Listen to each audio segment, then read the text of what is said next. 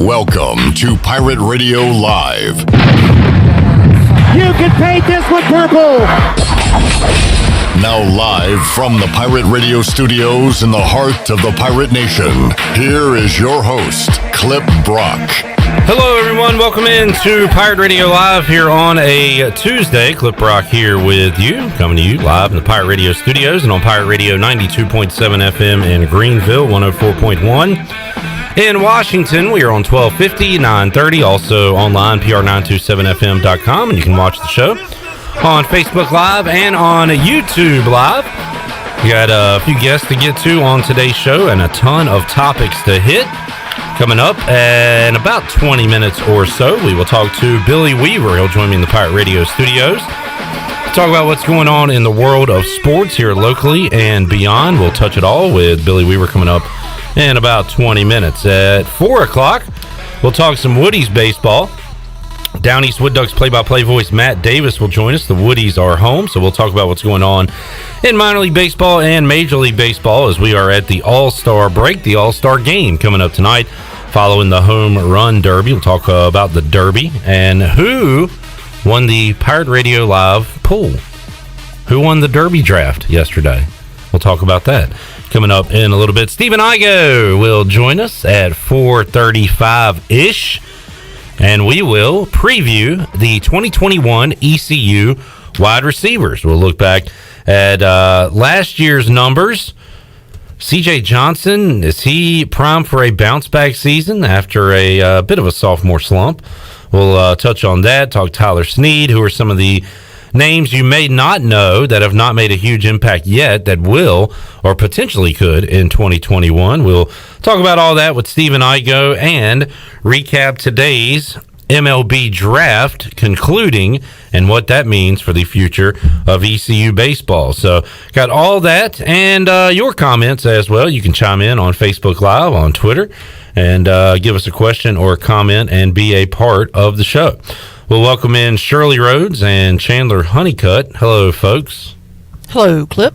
Y'all are wearing two different shades of greenish blue-ish. Teal-ish. Looking good, looking sharp. Let's start with the rundown. Let's start with the MLB draft. And this just concluded not that long ago, and we saw another Pirate come off the board today. Thomas Francisco. And I don't know if there is a Major League Baseball organization out there right now that likes East Carolina players more than the St. Louis Cardinals. You've got Alec Burleson, who's tearing it up right now in the minor leagues, a couple of pitchers, Evan Krasinski and Chris Holba. And now the newest member of the Cardinals organization is Thomas Francisco. Congratulations to Franny, as he had a great career here at ECU. Now, he has the opportunity to return if he chooses to do so. From what I've heard, Thomas Francisco will not be returning, and that's what I'd heard before this draft, that if he was selected, he would likely be leaving East Carolina and pursuing a professional career. Of course, that's not set in stone, just going by what I was told. So either way, we'll see Thomas Francisco hitting the baseball all over the yard, whether it be at Clark LeClaire Stadium or more likely in minor league baseball in 2022. Yeah, and some names that didn't get called as well as Bryson Worrell did not get his name called. I think there were a couple other players that potentially could have had their name called. Seth Cadell, Tyler Smith, both those names popped up. But also a couple of 2021 commitments that were a draft risk, and that includes Ryan McChrystal, Trey Yesevich, I hope I pronounced that correctly, and Ben Terwilliger. I'm reading these names off Stephen Igoe's tweet, and I was looking forward to you trying to read them on the air. Ben Terwilliger, which apparently Terwilliger is a highly touted pitcher and believe he's down in Florida. He's the kid that just transferred here, yes, right? and very highly talented arm, from what I understand. So, even though some names did not get called, I mean, you've got some talent still coming in for East Carolina, and good for Thomas Francisco, along with, of course, as we mentioned, Gavin Williams and Connor Norby. They'll be joining the minor league ranks with some of their former teammates. I saw Bryant Packard made a post yesterday congratulating Connor Norby and calling him his mini-me. Yeah. And so it's going to be interesting to see. Now I've got a couple more names I need to add to my list to follow now. And so we'll keep an eye on it, and whatever happens, we'll make sure that Pirate Nation knows about it. Gavin Williams, round 1. Connor Norby, round 2. Thomas Francisco, round 19. That are the numbers. Those are the numbers for ECU draft picks in 2021. And what's next for these guys? Well, we'll see. And we asked Gavin Williams when he joined us on the show yesterday, will he be pitching anymore in 2021? Is that his decision or the team's decision? He said that was up to the team. If it was up to him, he's ready to pitch today. Also heard from a source that said Jack Leiter will likely not be pitching the remainder of the year, so we probably won't see him with the Down East Wood Ducks. He was drafted by the Rangers. So now when you're a hitter like Norby and Francisco, I would imagine that they would get right into the mix of things with their respective teams there, their minor league teams. Yeah, I would certainly hope so, and we'll see how quickly they start, and if that's the case, I'll be tracking them, and they will be popping up in my minor league report, I'm sure. So we'll keep an eye on what goes on, and hopefully, I mean, with pitchers, you I hate to say the word, you take more care with pitchers than you do, other players on the team, but it does seem like that at times where you tend to want to make sure that they remain healthy. If they're healthy now, keep them that way. If they're not healthy, then you shut them down for a while so they can get healthy. So, and especially with arms like Jack Leiter and Gavin Williams, you definitely don't want those guys getting hurt in any way, shape, or form, especially with the amount of money they could potentially earn for their respective ball clubs. And Franny going to the Cardinals today, getting in there just before the draft has ended, but that will add to the list of former ECU Pirates and Cardinals. Did we just talk about that? We just talked about that. Okay. You do this like once a week. Well, I was getting my computer set up, and I just lose track of the show. I appreciate you chiming in with that good information, but but let's reset it for people that weren't listening 3 minutes ago. If you're just now tuning in, Franny was drafted to the Cardinals today, and he'll add to the list of former ECU Pirates and that farm system with Evan Krasinski, obviously Alec Burleson, who's raking right now for the Springfield Cardinals, and I believe Chris Holba, is that the third or the fourth? Yes. Pirate, and now Franny will join the ranks there as well for former ECU Pirates. Did you hear about Tyrod Taylor? I believe he's a Houston Texan. He is. Poor David Culley. By the way, I was talking to Jeff Nadeau yesterday about Coach of the Year props. Mm-hmm. Last on the list, the longest odds to win Coach of the Year. Poor David Culley. Hashtag poor David Culley. Poor David Culley. All right, so the MLB draft is coming on. Chandler, you did have an interesting nugget before we got on the air of a player that was drafted. Are you talking about Darren Baker? I am. Who is Darren Baker? Darren Baker is the son of longtime MLB manager Dusty Baker. And, it's one thing to say, okay, he's got a famous dad, but we have all baseball fans have seen Darren Baker in a World Series game. Yes. In 2002. Do you remember, Shirley? Was that the one where he was grabbed right before a collision at home plate? Who was that? JT Snow. Yeah, was the player. He was coming in to the plate, and Darren was coming out because he was the bat boy. Yeah, he was coming out to get the bat. He didn't realize that there was a play coming towards home, and the player grabs Darren, just yanks him up in the air, and just takes off with him. Now, to the young Darren Baker's defense, the ball was hit very far, and it was almost a home run. And I believe maybe he thought that it was a home run, and the guy rounding third was kind of trotting in. And Darren Baker at the time couldn't have been more than 3 or 4 years old. And I believe Dusty Baker was the manager for that 3 team. or 4 years old? I think he might have been a little bit older than that. That's a little young for a bad boy. How old is he? I don't know, but I know that you're not going to have a 3 or 4 year old as a bad boy. He was very young. I'm gonna. He's young. No, you're right. He was young, but I don't think he was 3 or 4. We're gonna find out his age. All right, here is the hit. Is that Kenny Lofton who I don't blasts one? Well, I was 4. Yeah, hit the wall. Buck, hits the wall. It is Kenny Lofton. Yeah, and he picks him up. And just I tell you runs with what, him. to Chandler's credit, that is a very little kid on the field. Yes. Well, Wow. See, look, All I right. was 4 years old in 2002. This and he is just got drafted. 2002. Okay, so let's find out how old he is. Darren Baker. Where do you go to school? I believe UCLA. Or Cal State Fullerton. Yeah, looks like he was selected. Oh, by your Washington Nationals. Yeah. I'm trying to see how old this young man is. He is a Cal infielder, and I don't know. But so if he went to college, Pull up his Wikipedia page. that's what I'm looking for. I don't know if he has one. Oh, it's got to have a birthday. Either that or look up Dusty Baker's because it'll list his children. Darren Baker, Dusty Baker's son. Yeah, I don't know. You guys can find it.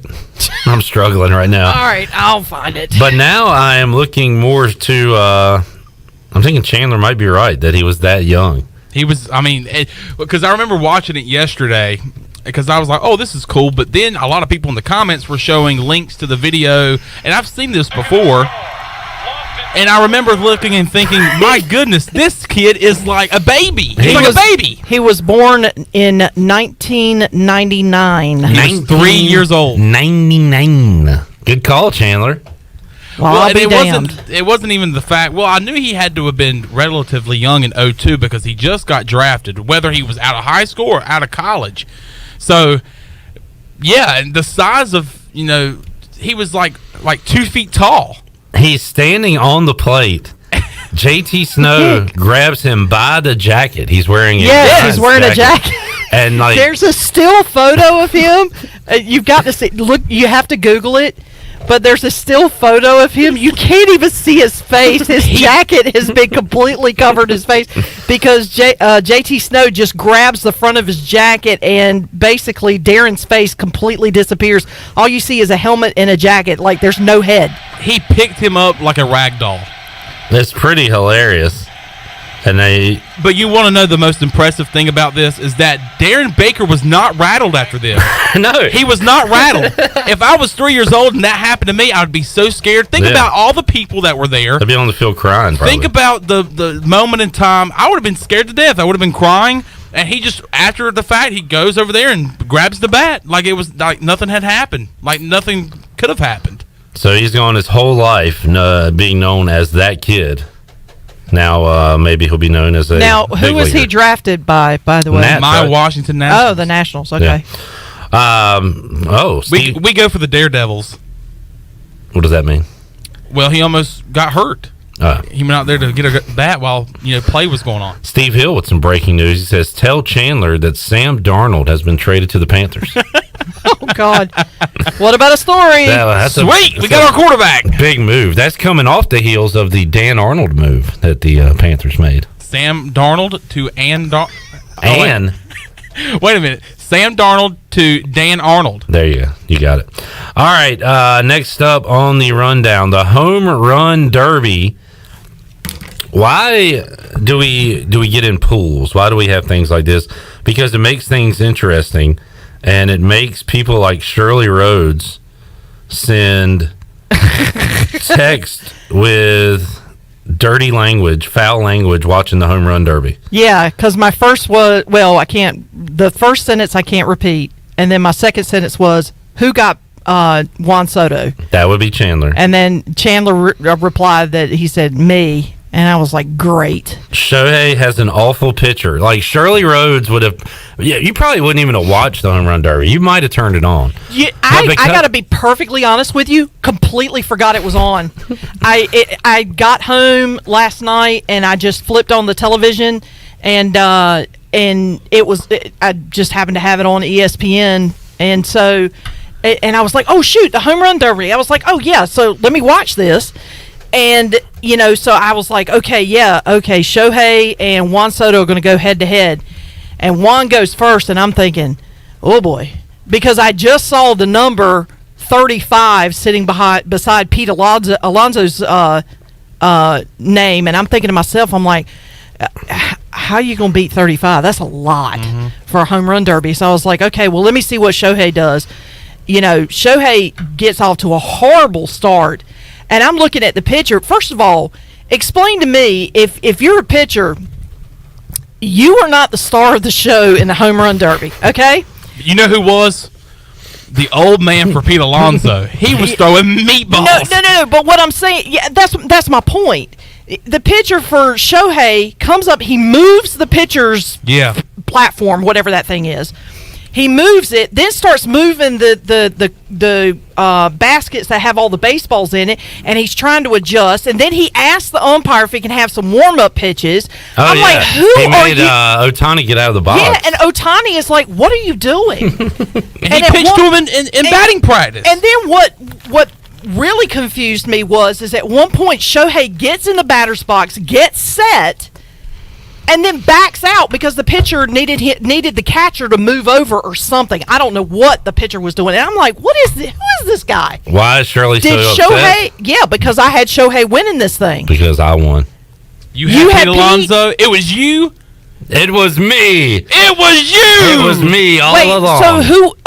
Okay. See, I thought either you had Pete Alonso or Ronnie had him, because remember we had two left out. Ronnie took Trevor's Story because he was the hometown guy. Yeah, and so I was just thinking to myself, I'm like, I mean, you saw Juan Soto, you saw Pete Alonso, the guy that pitched to who's the other guy? Trey Mancini. They were all just... Mancini was impressive. Mancini, and see, he was my last hope because he was my other guy.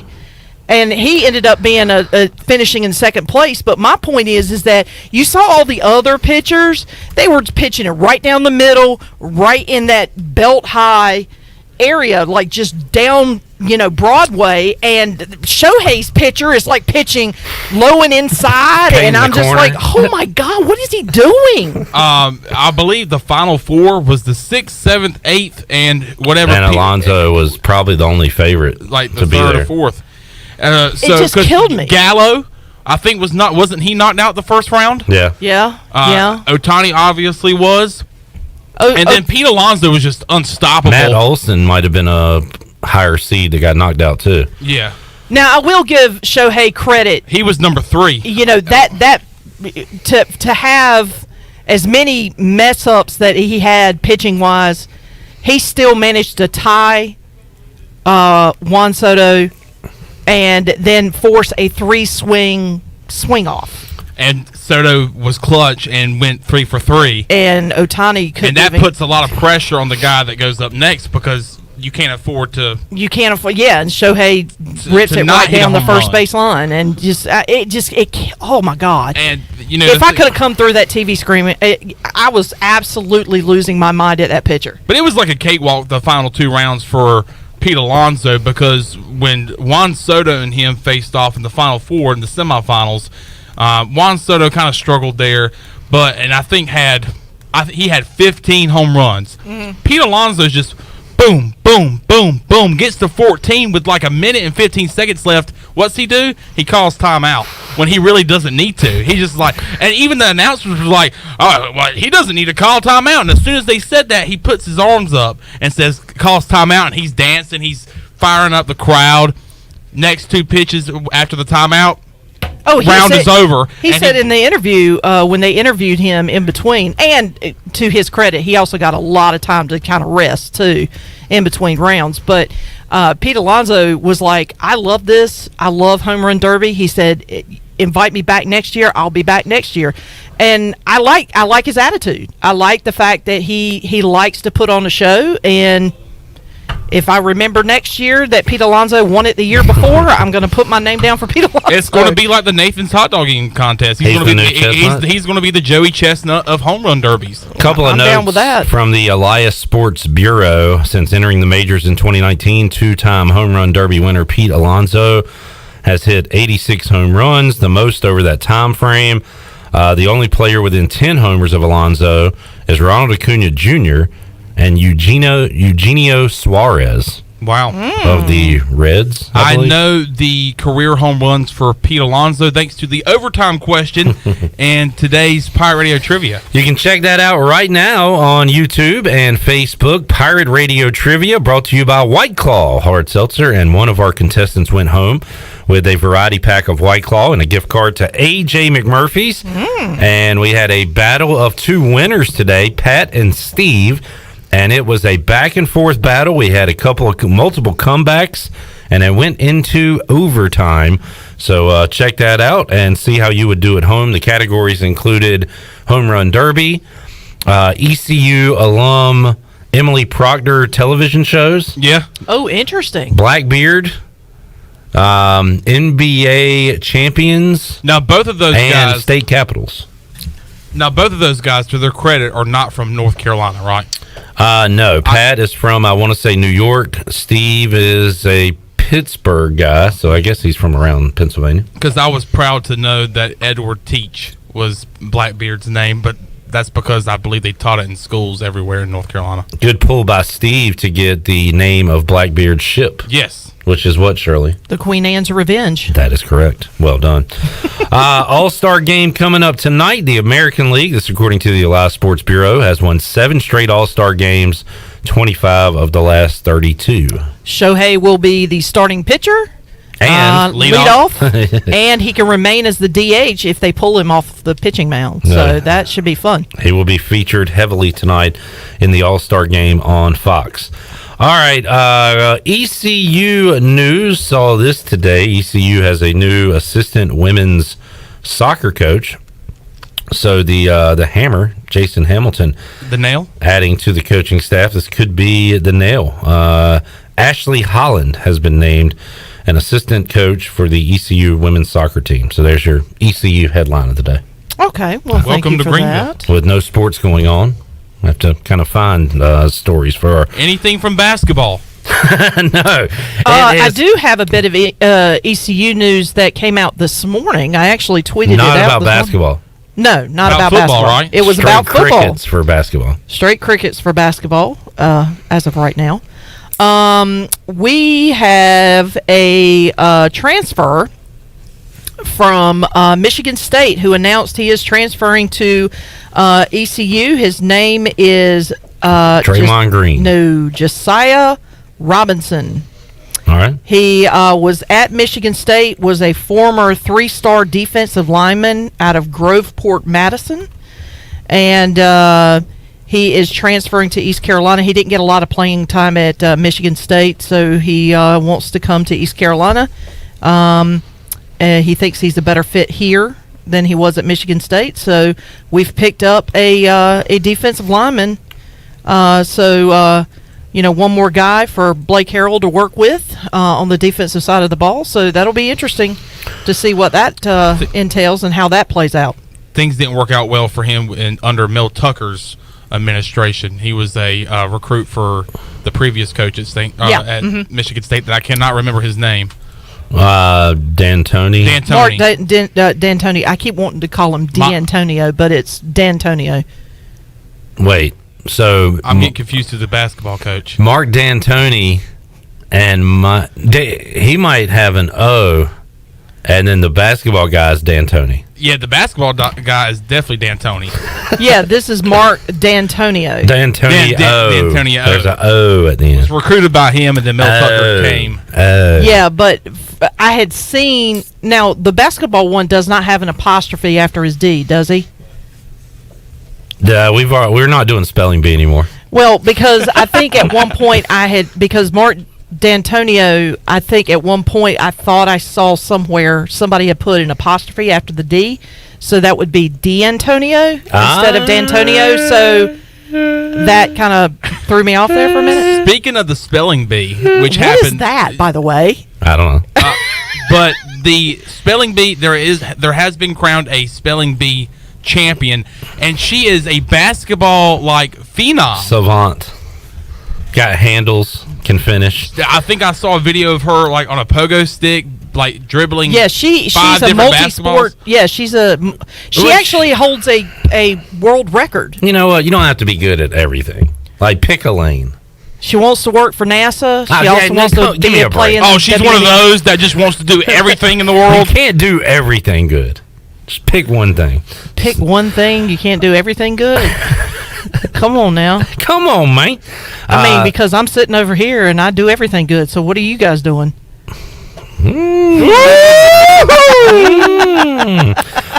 Looking at the Facebook feed, Robert Matthews says, Clipper!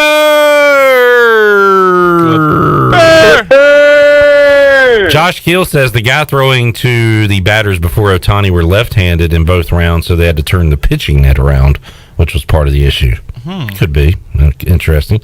Steve asks, who are the only other back-to-back home run derby winners? I know the answers. I know the answers. Who? Cespedes. Yes, Jonas Cespedes.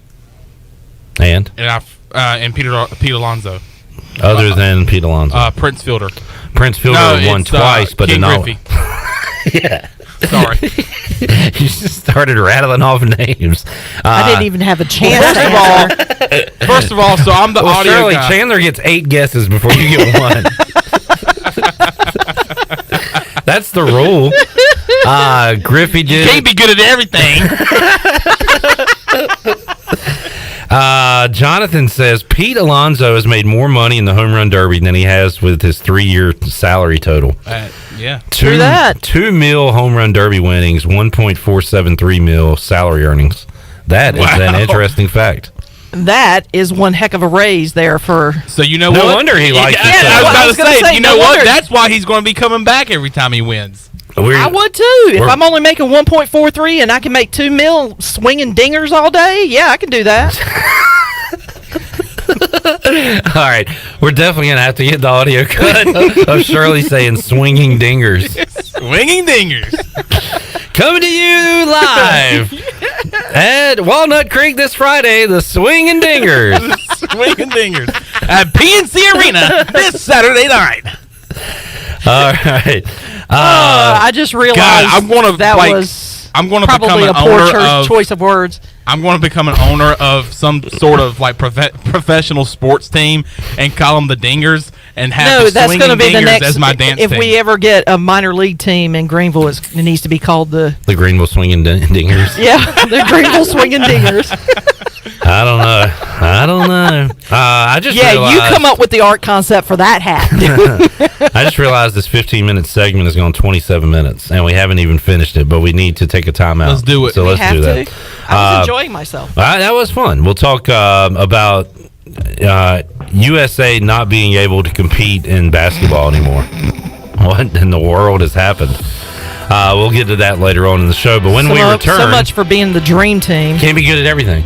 No, you can't. We're Pick one thing. Apparently, it's not basketball. We're good at soccer now.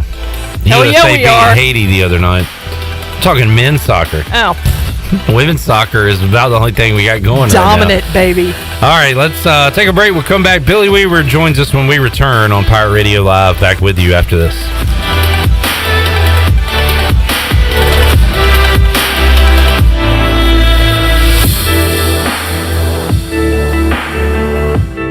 I can't think of anyone who doesn't love a clean car, but how often do you actually go to the car wash? Does it take too long, or maybe it's just not a very nice place? Tommy's Express changes everything. Our wash is bright, inviting, clean, and fast. I love the flat conveyor belt. So easy to pull onto, much smoother ride, and safer for my car. And when you join Tommy Club, you can wash as often as you like for one low monthly price. I save money and time. We're Tommy's Express. Tommy's Express Wash, now open on the corner of Greenville Boulevard and Red Banks Road in Greenville. Alone, chicken, onions, peppers, and cheese have potential. Together, they have a purpose, a destiny, and a name. Jersey Mike's number 16 Chicken Philly, because grilled to order makes a sub above. At Jersey Mike's, we take great satisfaction in getting that perfect meat slice. Yes. But we don't do it for fun. We do it for fresh. Because slice to order makes a sub above. There's no better time to drive away with a quality pre-owned car, truck, or SUV from Greenville Auto World. Greenville Auto World is your authorized rough country dealer. We specialize in lift and leveling kits along with custom wheel packages. Whether you're looking for ground clearance or enhancing the appearance of your vehicle, trust our team for your off-road experience. Greenville Auto World, 3840 South Charles Boulevard across from Hardee's at Bell's Fork, or online at greenvilleautoworld.net. North Carolina State Parks is proud to announce that they have partnered with the Hometown Strong program. Our visitor centers are now equipped with public Wi-Fi to help kids with school. Remote learning has become a critical public health measure in maintaining social distance and continuing to educate our young people. Take advantage of Wi-Fi and a hike at Goose Creek State Park or a day trip to the beach and access remote learning at Fort Macon State Park. For more information, visit hometownstrong.nc.gov.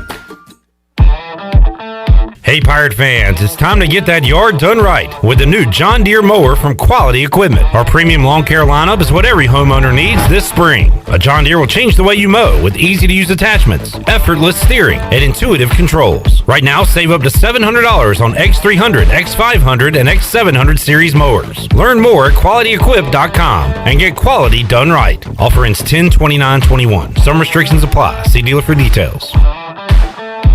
While you're sleeping, our whole hogs are slow cooking over wood to create that bite that Eastern North Carolina is known for. I'm Sam Jones, and for more than 3 generations, my folks have been the torchbearers for what whole hog barbecue is supposed to be. At Sam Jones, you'll find plenty of smoke, but no mirrors. Everything, and I mean everything, is made fresh daily, including our sides, sweets, and sauces. Come on over and see us at Sam Jones Barbecue, and I bet you'll be able to taste our passion in just one bite. Sam Jones Barbecue, Fire Tower Road.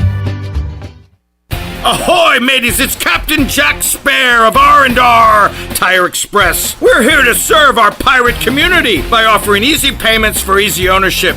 For you landlubbers, R&R will install a new set of tires for just $20. $50 installs new custom wheels and tires. To learn more about R&R, stop by 3920 US 264 or rnrtires.com. To some, that may just sound like ice hitting heavy-duty plastic. But to a Bud Light legend, it's a signal that says it's time. Time to dust off the barbecue tongs and load up the cooler with 37 Bud Lights and an assortment of dips. Because it's time to take back all the fun we've missed. Welcome back, Bud Light legends. Let's take summer by the coolers. Cooler up at BudLightLegends.com. Enjoy responsibly. 2021 AB Bud Light Beer, St. Louis, Missouri. This is Coach Gary Overton, and you're listening to Pirate Radio, the voice of the Pirate Nation.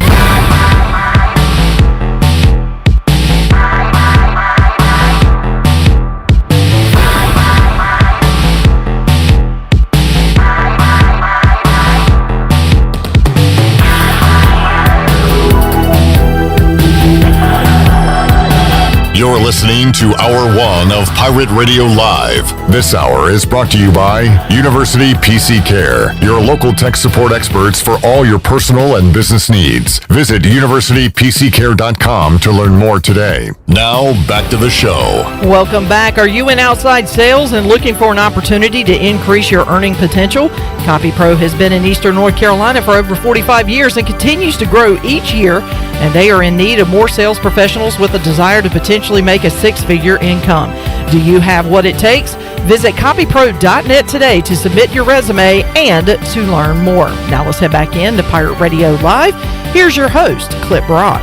Welcome back into Pirate Radio Live here on a Tuesday. Clip Brock here with you, Chandler Honeycutt, Shirley Rhodes, and joining me inside the Pirate Radio studios today to talk some sports is Billy Weaver. Weave, how you doing, man? Doing good, man. How are you doing? I'm great. A big couple of days for Billy Weaver. Yeah. As I was wishing you a happy... No. Huge couple of days. I was wishing you a happy birthday, and about that time I noticed you had popped the question over the weekend, too. So a lot going on in the life of Billy Weaver. Yeah, got engaged and had a birthday all in the same weekend, and been doing the food truck thing down at the beach. That's been busy on the weekend. So this past weekend was crazy. Yeah. With trying to run a business, with we had a wedding to go to. My now fiance's niece got married this past weekend. So I waited till after the marriage, after all that on Sunday, to pop the question because her parents, her whole family was down at the beach. It just seemed like the right timing. I knew I wanted to do it months ago, so cool. it turned out good. And then it happened to be the day before my birthday, and so yesterday I got to relax a little bit and just kind of chill out. Were you slinging a lot of bagels and sandwiches? Burritos. We had a lot of burritos that it's funny because people ask me all the time, they're like, well, what's your biggest seller? I can't tell you because it's the weirdest thing. Like one day it'll be English muffins, sandwiches, it'll be bagel sandwiches another day, and then burritos. And we just never know. So this past weekend it was all about burritos. Speaking of which, what's on the hat? Oh, this is you gotta explain that to the folks. This is the wrestling avocado guy. Okay, because I was thinking when I was talking about burritos and food, I'm like, that looks like an avocado. And the Woodies have worn these this year. Awesome. They have rocked these jerseys and hats. And if you go to downeastwoodducks.com, and we'll talk to Matt Davis, the play-by-play voice of the Woodies, a little bit later, you can find these, and they're really cool. And they were going to wear them last year, but there was no minor league baseball last year.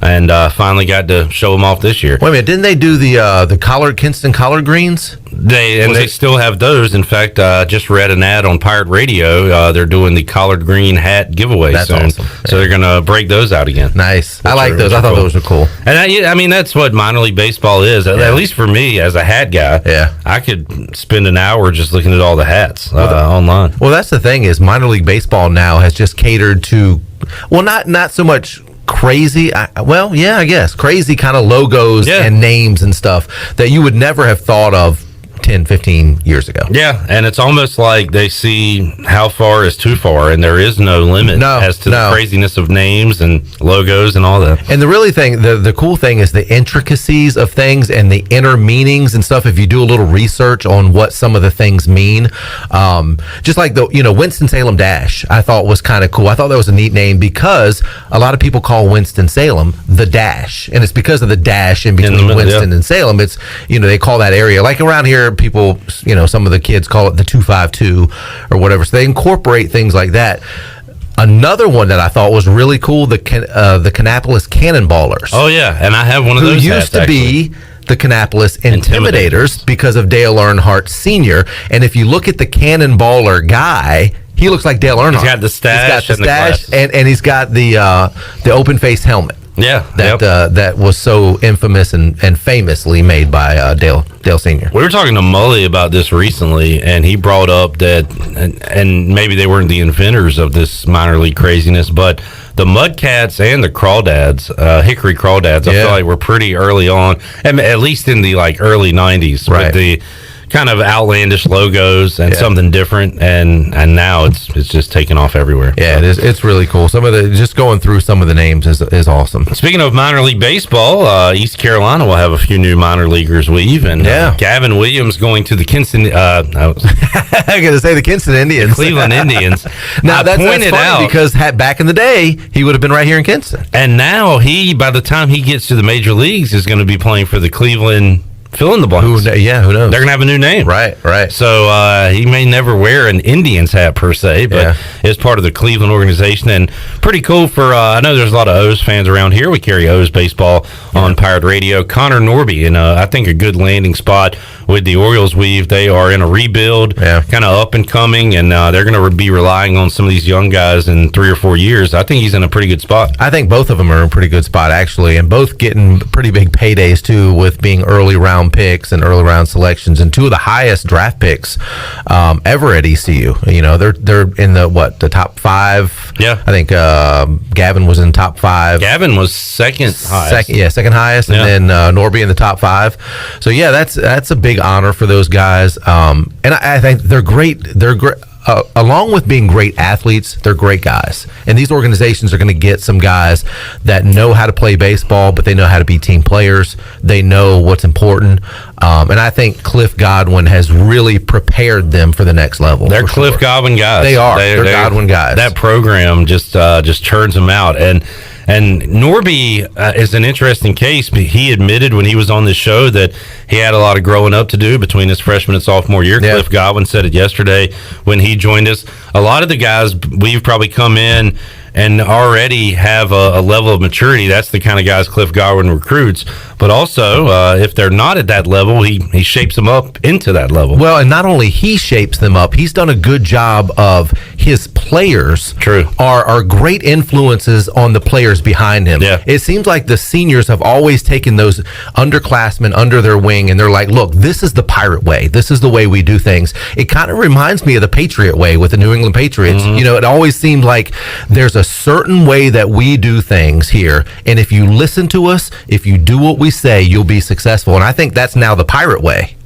There was a story about Turner Brown during a regional telling, I think, Ryder Giles to soak this in, take all this moment in.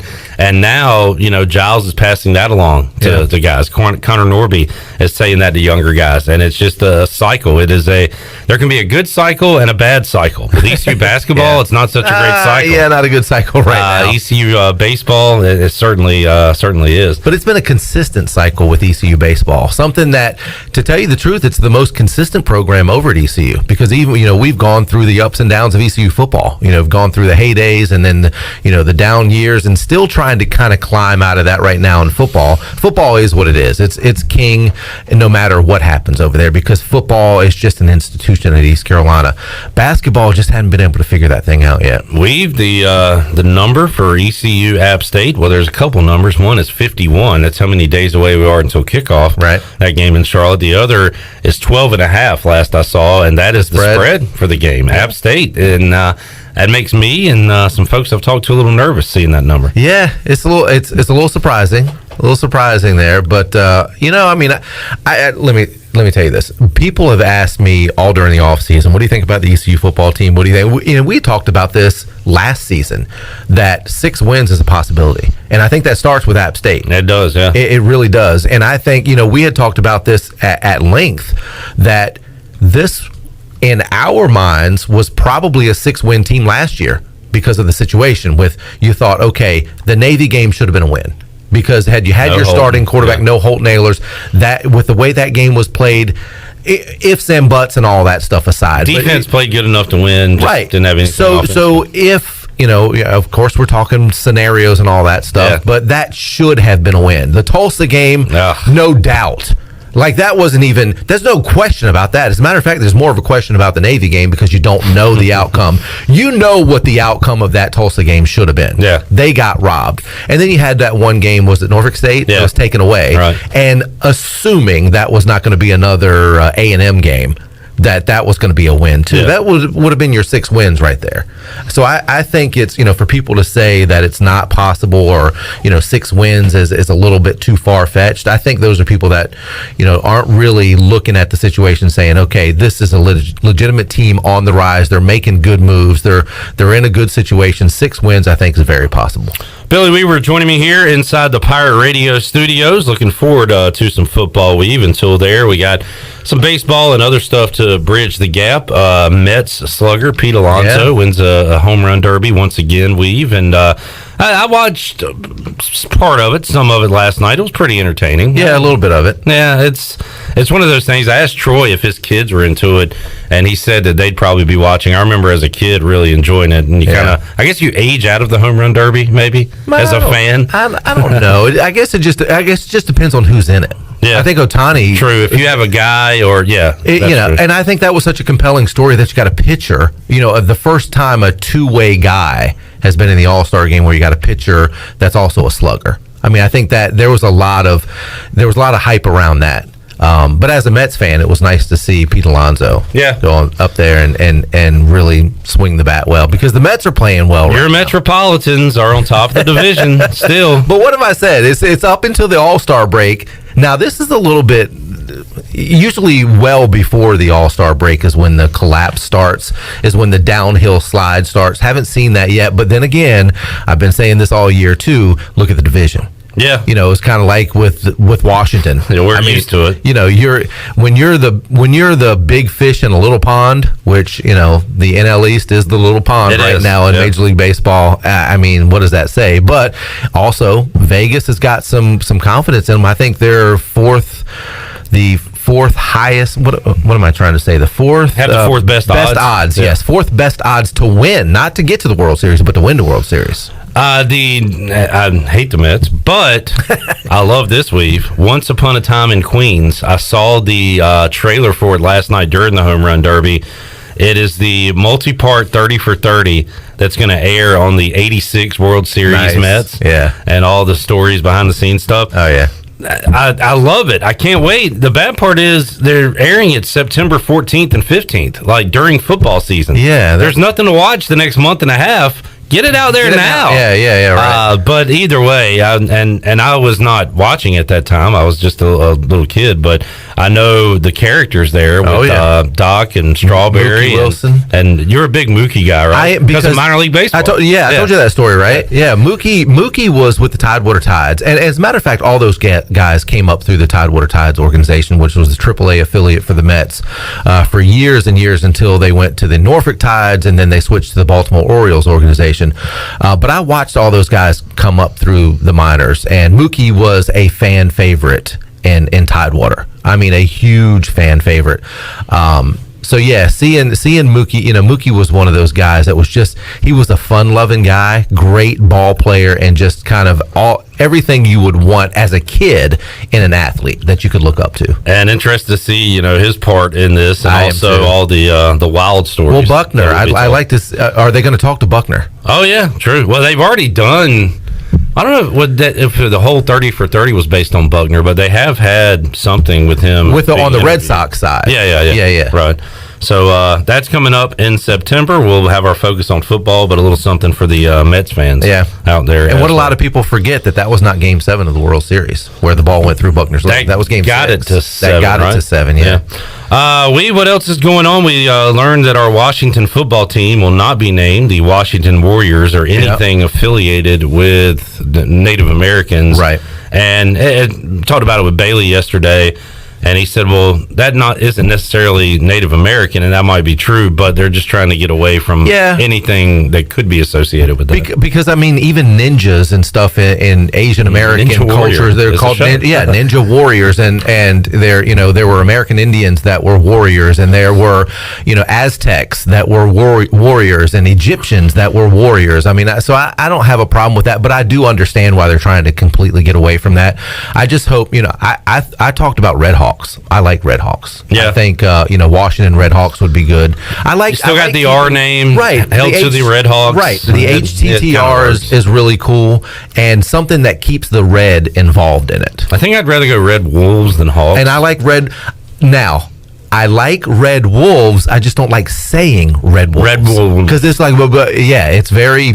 I don't know. It's like me saying rural. That's one of the. I hate saying that word. Rural. Rural. Yeah, that is a tough one. That's a good point. Hate saying They're slurring every time. So I feel like every time I say Red Wolves, I'm slurring it now, or I have to slow down my speech and say very deliberately Red Wolves. And I don't know. I think Red Hawks kind of flows off the tongue a little bit better. Billy Weaver joining us. I'm all about myself in this clip. You know that, right? Hey, that's how we are. We are selfish people. We all are. How about the brother battle on Sunday? Kurt Busch outlasting Kyle Busch after the race. And they have a microphone right there when the driver gets out of the car. Yeah. And they have it so the whole crowd can hear there, right? Yeah. And he's like, hell yeah, we beat Kyle. Like, it was pretty cool to see that. And I saw a lot of people tweeting and it might, when you hear this, make you feel old, but they said the old man gets a win. Is Kurt Busch? I guess he is considered an old man. He's the older brother, He's the older brother, and the younger brother has the more wins and the more victories and stuff like that. So it's always a challenge to him. And he's made no bones about it. Kurt Busch has always said and has acknowledged that he thinks Kyle's the better driver. So that's why he was so excited about getting that win. But Kyle, talk about a sibling rivalry. It's for real in that family. Because there are times where Kurt has won a race over Kyle, and Kyle wouldn't let him on the plane afterwards. You know, he took off after it. And you do your thing, and you get home however you can get home. But it's fun. It's nice. You know, NASCAR has always been about family, and you know they are on the verge of being the most successful brother duo. The Allisons have the record for most wins right now, and Bobby had more than Donnie did. Many more. Was there Labonte's? Yep, Terry Labonte and Bobby Labonte.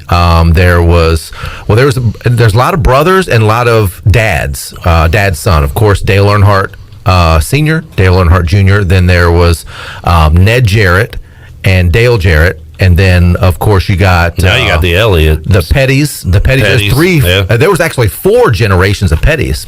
Yeah, you go from Lee Petty to Richard Petty to Kyle Petty, and then Adam Petty, who of course passed away. So that was 4 generations of drivers there. And then even on the Earnhardt side, there were brothers, and so Kerry Earnhardt was involved in racing for quite some time. So it's always been a family affair in racing. Another topic this weekend, I don't understand it all. Maybe you can help me a little bit. Repaving Atlanta. Why do the drivers not want it repaved, and why are they going to repave it? Speed. Well, I know they're going to repave it because there's like cracks and all this junk in it. Yeah. But the drivers are against this, I guess. Well, drivers typically are usually against repaving because they get used to it. They have notebooks. They're kind of like golfers in that situation. You ever see golfers break out on a practice round? They'll break out their notebooks and they write down yardage and wins. You get these drivers, they're like everybody else. They're creatures of habit. And once they get used to a place and they get dialed in to a place, they know exactly where the groove is. The thing is, when you repave a track, it changes everything. It changes the configuration. Not so the major configuration. Obviously, an oval is going to be an oval, and a tri-oval is going to be what it is at Pocono. It's going to be a tri-oval. You're not going to change the shape of the track, but it changes all the intricacies of the track. Bumps here. I mean, these guys know these tracks very well, and where every little bump is, every little groove. So that's a reason why a lot of drivers are against that. We've got a winner for New Hampshire as we wrap it up here. Kevin Harvick is very good at New Hampshire.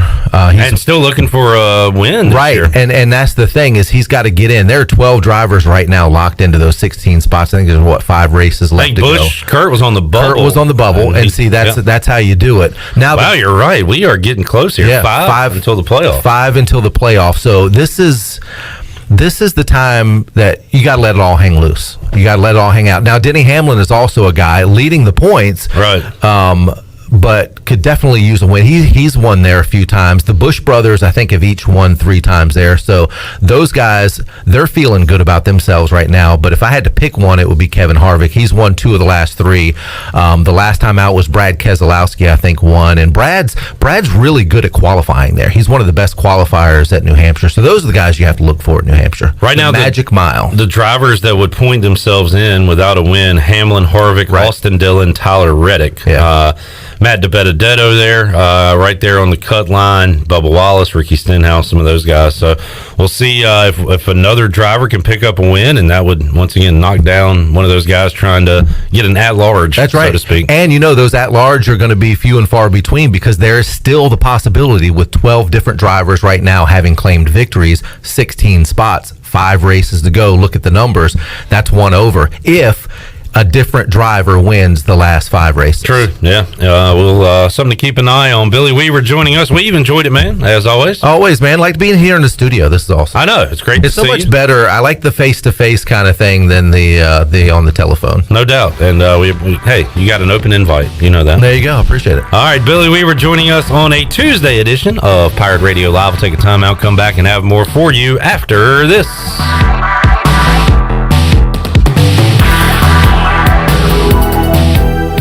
Hey Pirate fans, this is Cliff Godwin. Summer is here, and I want to invite your son to attend Cliff Godwin Youth Camps. We will offer 3 sessions the weeks of June 28th, July 12th, and July 26th. All camps will be held at Clark LeClaire Stadium, and campers will get baseball instruction from members of the 2021 ECU baseball team. Campers will also play games, and each camp ends with our famous Pirate Slip and Slide. Full day and half day sessions are offered. For more information, visit cliffgodwinbaseballcamp.com. See you there. Go Pirates. You can paint these pitches purple. Classic sports moments never get old, and neither does classic food from CPW's. CPW's classic menu is back with all of your favorites like tortellini CPW's, Cajun chicken and pasta, classic lasagna, the garbage pizza, the stromboli, calzone, Atlantic salmon, the Cajun fried shrimp wrap, and more. Start every meal off with your favorite beverage and CPW's fresh baked bread and garlic butter. CPW's, serving classics in Greenville since 1995. Stanton Square near the hospital. You've worked hard to start your business and working even harder to make it successful. And that's why it's important to have a bank in your corner when you need them. This is former ECU baseball player Ashley Capps from Select Bank and Trust. And as the business world throws you curveballs, we're here to be responsive to your needs. Our team of local bankers can make local decisions and cares about you, the customer. Get the business services that are right for your business today with Select Bank and Trust. Bank local, bank select, member FDIC.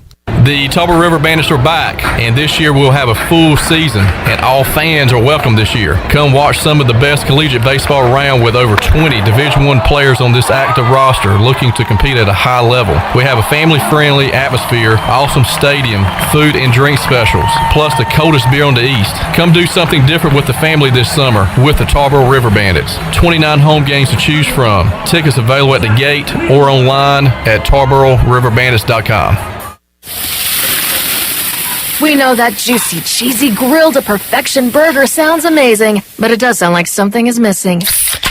Pepsi, baby! The yin to this burger's yang. Burgers and Pepsi go together like burgers and Pepsi. This perfect blending of flavors makes every bite of lettuce, every sesame seed on the bun, and every sip of that crisp, refreshing, ice-cold cola a journey to Foodtopia. Burgers, better with Pepsi. That's what I like. Is that the sound of an ooey gooey cheesy crunchy slice of P-I-Z-Z-A? Obviously, but as good as that sounds, we think it can get even better. Oh yeah, that's the sound of a freshly opened fizz-filled Pepsi. The only thing that can take this flavor medley of crunchy dough, mouth-watering cheese, and savory sauce to the next level. How about another bite? Pepsi and pizza sound like a match made in heaven and taste even better. Pizza, better with Pepsi. That's what I like. It's bow time. It's the same song, different tune. The family debates dinner, but all you're craving is a double serving of aspirin. So drop a big bow box on that pack of picky eaters. Cause when you can get 8 pieces of chicken with 4 made-from-scratch biscuits, 2 fixins, and tea, dinner's easier than hitting mute on the group chat. Bojangles, it's bow time. Hey Birdland, the Orioles Ticket Marketplace is the best place to score Orioles ticket deals, including single game tickets, ticket packs, special offers, and more. The Orioles Ticket Marketplace is the fastest, easiest, and most affordable way for you to purchase tickets. By using the Orioles Ticket Marketplace, you can beat the lines at the box office. This is your one-stop shop to get exclusive deals, so check back often for the latest opportunities. Don't wait. Visit the Orioles Ticket Marketplace today at Orioles.com/tickets. This is Tim Doust, ECU Football Special Teams Coordinator, and you're listening to Pirate Radio, the voice of Pirate Nation.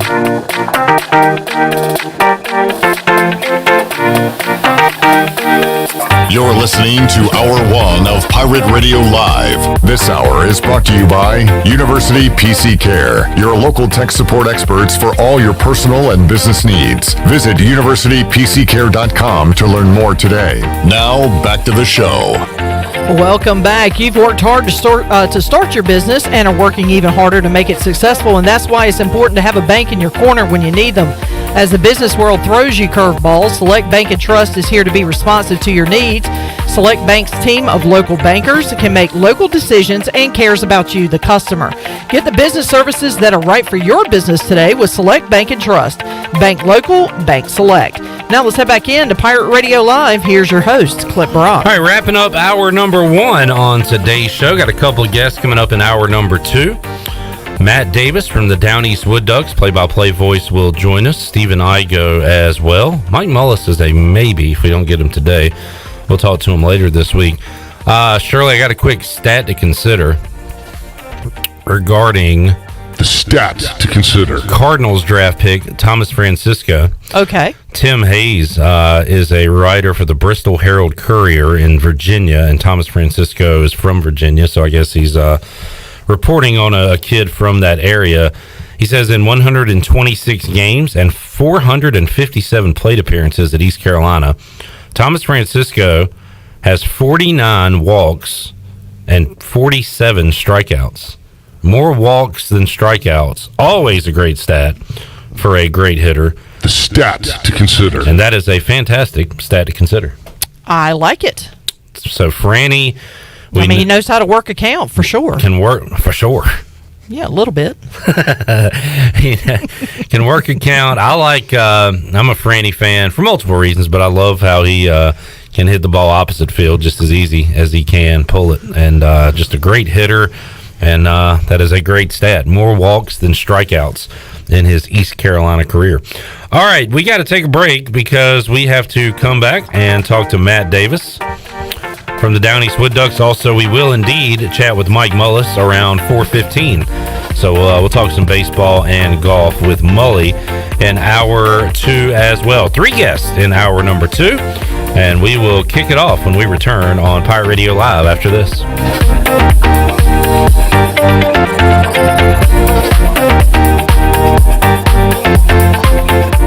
The Pirate Radio Podcast. ECU football coach Mike Houston. You think about like Bruce Bivens and some of those guys, this is the first time they've had the same defensive coordinator and same position coach 2 years in a row. Yeah. They know the system. They feel so much more comfortable going into year 2 with Blake. The offensive kids feel so much more comfortable going into year 3 with Donnie. Listen to every Pirate Radio podcast now by visiting our podcast channel and subscribing in Apple iTunes or SoundCloud. The Pirate Radio Podcast is powered by White Claw Hard Seltzer, proudly distributed by Coastal Beverage. Weekends are made for AJ McMurphy's. Start your Sunday fun day at AJ's. AJ's is now serving brunch from 11 a.m. to 2 p.m. and a build-your-own Bloody Mary bar. Enjoy your weekend with live music on Friday night and Saturday night with no cover charge. And you can catch all of the MLB and ECU baseball action on AJ's TVs. See you this weekend at AJ McMurphy's, Turnberry Square at Bells Fork, and on Facebook, Instagram, and Snapchat. You know texting while driving is dangerous. That's not new information. Yet most people admit to doing it anyway. Drivers are 23 times more likely to be involved in a car accident while texting. Know the facts and wait to text. The danger is real and it applies to you. Auto Owners Insurance, the no problem people.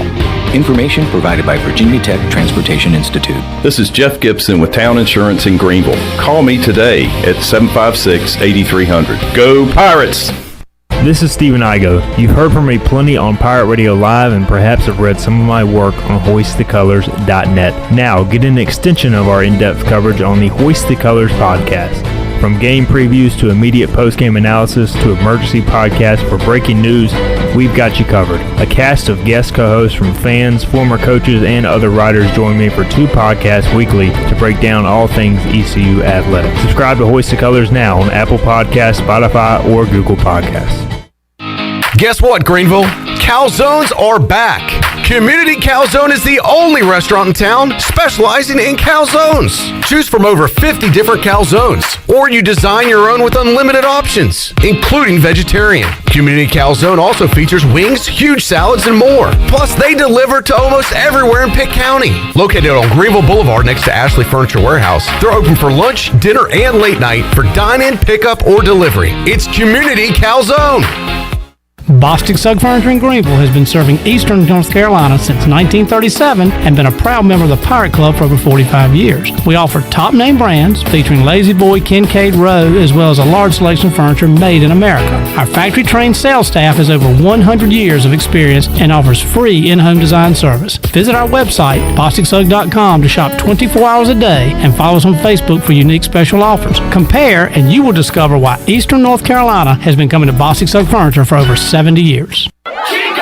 Chico's Mexican Restaurant is the home of the best margaritas. Grab your amigos and head to Chico's every Tuesday for the Gulp of Mexico, a huge 46-ounce lime margarita for only $6.99. On Thursdays, relax and enjoy half-price pitchers of Chico's house margaritas. Choose from lime, strawberry, blood orange, raspberry, or peach. For Mexican food and fun, it's got to be Chico's in downtown Greenville, and now available through DoorDash, featuring a half-gallon of the famous margarita mix to go for only $9.99. Chico's, where the fiesta never ends.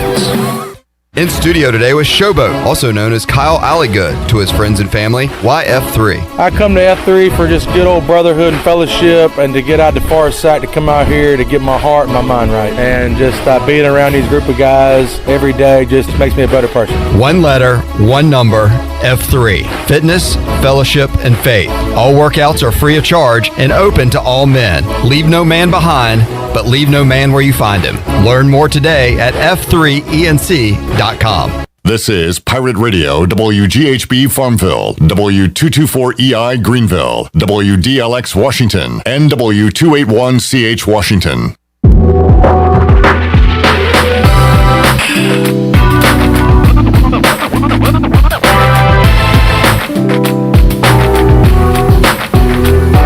You're listening to Hour 2 of Pirate Radio Live. Save lives, be a hero, and make $1,000 your very first month donating plasma at Grifols Biomat USA. Start now at Biomat USA on 505 South Memorial Drive. A better donor experience and better pay. Now, back to the show. Welcome back. From sales to service, Greenville Auto World has all your vehicle needs covered. Shop all of their inventory now at greenvilleautoworld.net. If you're also looking for someone to service your vehicle, Greenville Auto World has a full service and repair facility. Brakes, oil changes, tires, inspections, and they can repair any kind of vehicle. Greenville Auto World across from Speedway at Bells Fork and online at greenvilleautoworld.net. Thanks to Tim Sutton and Jim Rogers for their sponsorship of the program. Now let's head back into PRL. Here's Clip Rock. Back with you on Pirate Radio Live. What a time to be a Tampa Bay sports fan.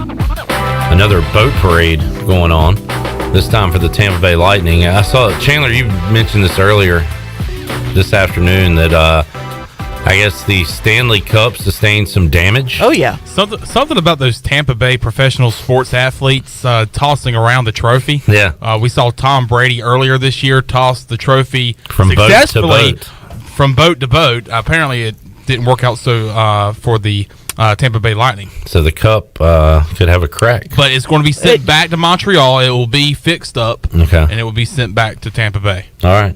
Good enough. So they can ding it up again. Yeah, right. So the party can continue. All right, let's head out to the Fixed NC Live line. It is a great time to go to Kinston, North Carolina, historic Granger Stadium, and check out the Down East Wood Ducks as they are home today through the weekend, through Sunday. And Matt Davis is the play-by-play voice of the Woodies. He joins us here on Pirate Radio Live. Matt, how you doing, man? Fantastic. Good to be back. It's been a couple weeks, so we're gearing up and ready to go for 6 games against the Delmarva Shorebirds this week. Yes, sir. It's great that the Woodies are back home and taking on Delmarva coming up tonight at 7 o'clock. They've got an afternoon game Wednesday at noon, and then 7, 6, and 1 the rest of the week. So a lot of chances for folks to go out and see the Down East Wood Ducks. Matt, any special promotions, anything going on in these games this week that fans should know about? Yeah, so we've got our Kinston Collard Greens giveaway, jersey on Saturday and a hat on Friday. So 2 awesome promotions to come out. Friday, again, it's a Collard Green hat giveaway, and then our jersey giveaway for the Collard Greens on Saturday the 17th. And those are very popular. I'm wearing my, and I don't know the perfect way to say it, Matt, but my luchador avocado hat. What is the Avocados Luchadores? Stay down east, Cliff. There it is. There's the full title. Glenn Griffin, the big dog, was wearing his Wood Ducks hat today, and the Collard Greens hat, a very popular item as well. Down east, and the franchise there has done a great job of marketing and having these cool logos. And the Collard Greens, one of the favorites here for the folks in Eastern North Carolina. Yeah, it'll be my first time to see the Collard Greens take the field, but seen the logos, I've seen the jerseys. They look really nice, and I was a huge fan of the Avocados jerseys as well, and the logos. So they do a good job around here. Matt, where are you from originally again? Remind me. New Jersey, and then been in Fort Worth, Texas. Okay, I'm gonna guess you have not had a lot of collard green dishes in your life. I've actually spent a long time in the South. Okay, all right, good. When I moved to Fort Worth, Texas, I lived there for a couple of years, then moved to Alabama. So I'm very familiar with having some collard greens. All right, good stuff. Good stuff. Just wanted to make sure. Matt Davis joining us on the Fixed NC Live line. Our own Chandler Honeycutt saw some Wood Ducks baseball as he was near his stomping grounds and checked out the Woodies versus the Peckers, the Woodpeckers, over the weekend. And Chandler, your scouting report was Luis Angel Acuna is fast. Very much so. I remember beating out a ground out. But yeah, very, very fast. And a lot of people were like, I remember people going like, is he related to Ronald Acuna? And I'm like, he is. That's his brother. So, but yeah, it was great to catch a ball game. I've been meaning to go down to Kinston and catch a game. We got to get there. Buddy of mine got up with me on Saturday morning and said, you want to go check out the Woodpeckers game? I said, well, they're playing the Wood Ducks. Yeah, let's go. So. Great time to go see the Wood Ducks at home this week at Granger Stadium. Matt, we've talked about Acuna quite a bit during our chats. The Woodies are struggling a bit right now. They've lost 4 out of 5. But who are the guys playing well as they head into this homestand? Who should we watch out for this week? Obviously, Acuna's going to be the big name to watch. He's starting to heat up a little bit. The last time when we were at home, he was hitting about 256. And he's really come on strong over the 2-week road trip. He's hitting just below 280 at 279 right now. You just heard that he's got some great speed, but he's at 19 stolen bases, which is second on the team. Jace Easley is leading the way with 30. The Woodies are sitting in third in all of minor league baseball with a little over 125 stolen bases right now as a team. Dustin Harris is coming on strong. He had 3 home runs in the series against Fayetteville. So there's some good names. We've also got some newcomers to start the second half. So honestly, it's a good time for everybody to come out and see some new guys on the field for the Wood Ducks. Matt, we're at the Major League Baseball All-Star break. Have we seen any roster movement yet with the Rangers and how that affects the minor league system? And if so, or if not, when do you expect to see a little bit of that movement happening? Well, we actually just had a roster move made. I haven't sent it out yet, just because it came in probably about 10 minutes ago. But we're seeing some guys from Arizona come up. A couple of guys going down to Arizona or up to Hickory. It just kind of depends on who's. I don't think any of the newcomers that were just drafted. Right. I didn't really expect them to come here just yet. I would assume that they want to kind of see where they're at playing complex games first.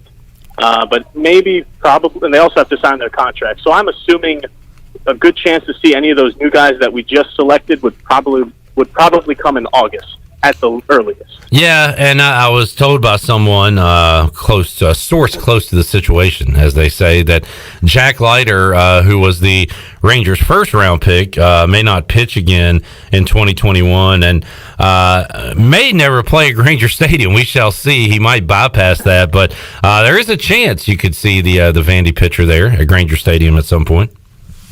I would say, I would agree with you on that. For having to pitch as many innings as he did, then to just be shut down for however long between the College World Series and getting drafted, to have him start back up again is probably not a risk anybody wants to take, especially with the number 2 overall pick.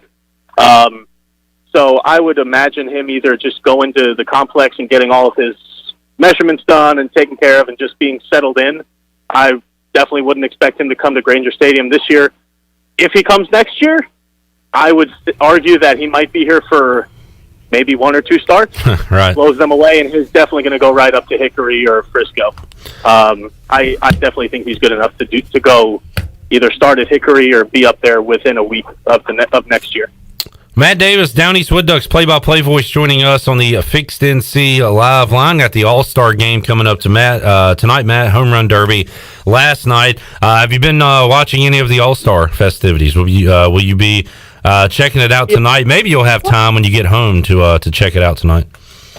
Yeah, it was nice to watch the Home Run Derby yesterday. I definitely was way off in who I imagined was going to be in the finals. I thought it was going to be a Gallo and Alonso showdown in the finals, but I think that everybody performed extremely well. I thought they put on a great show for the fans in Colorado. Yeah, it was fun to watch. Matt Davis joining us today on Pirate Radio Live. Well, Matt, appreciate your time, man. Have a great call tonight and the rest of the week, and we'll talk to you again soon here on Pirate Radio Live. Thanks, Cliff. I appreciate it. All right, thank you. There is Matt Davis. Down East Wood Ducks are home tonight, starting at 7 o'clock. Nooner coming up on Wednesday, and then they'll be playing in the evening again the Thursday, Friday, Saturday, and 1 o'clock on Sunday. So go check out the Down East Wood Ducks at historic Granger Stadium. All right, let's take a timeout. We'll come back. We'll talk more baseball and more with Mike Mullis. Mully will join us on the Fixed NC Live line. Also, later on this hour, Stephen Igoe, Hoist the Colors, joins us as well. We'll recap the MLB draft, how that affects East Carolina moving forward, see if anything is going on with Pirate basketball, and we will preview the 2021 ECU wide receivers. All that coming up with Igoe later on this hour. Take a time out, come back. More Pirate Radio Live is on the way after this.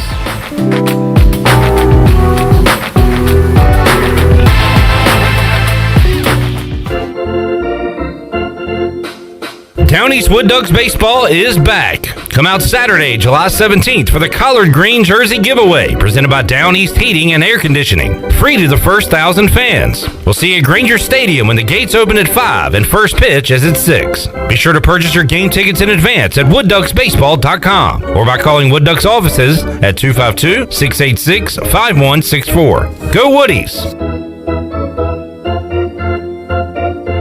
Introducing Tommy Club, the best car wash value anywhere. Starting at just $19.99 a month, you can wash your car as often as you like, and also take advantage of our express lanes exclusively for Tommy Club members. You can enjoy a gentle belt conveyor ride to a spot-free shine faster and as often as you like when you're a member of Tommy Club. Plus, our vacuums and mat washers are always free. We're Tommy's Express. Tommy's Express Wash, now open on the corner of Greenville Boulevard and Red Banks Road in Greenville. It's bow time. It's the same song, different tune. The family debates dinner, but all you're craving is a double serving of aspirin.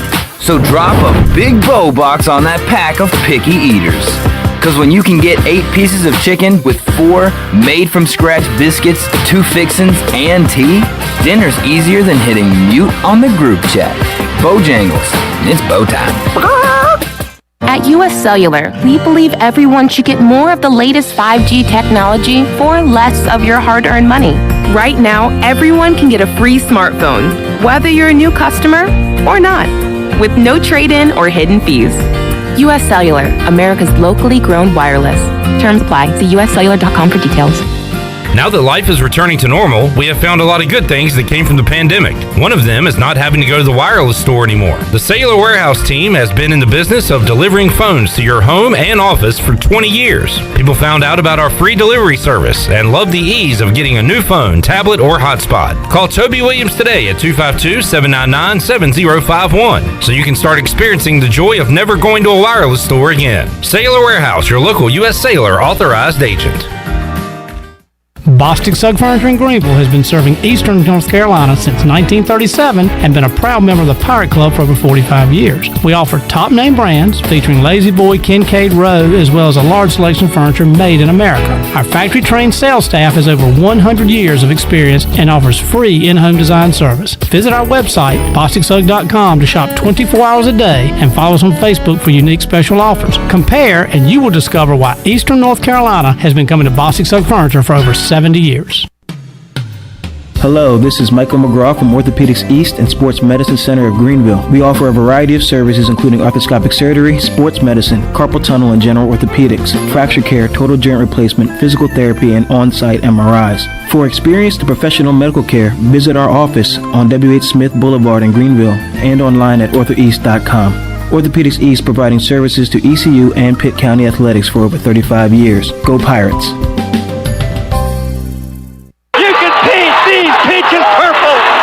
Classic sports moments never get old, and neither does classic food from CPW's. CPW's classic menu is back with all of your favorites like tortellini CPW's, Cajun chicken and pasta, classic lasagna, the garbage pizza, the stromboli, calzone, Atlantic salmon, the Cajun fried shrimp wrap, and more. Start every meal off with your favorite beverage and CPW's fresh baked bread and garlic butter. CPW's, serving classics in Greenville since 1995. Stanton Square near the hospital.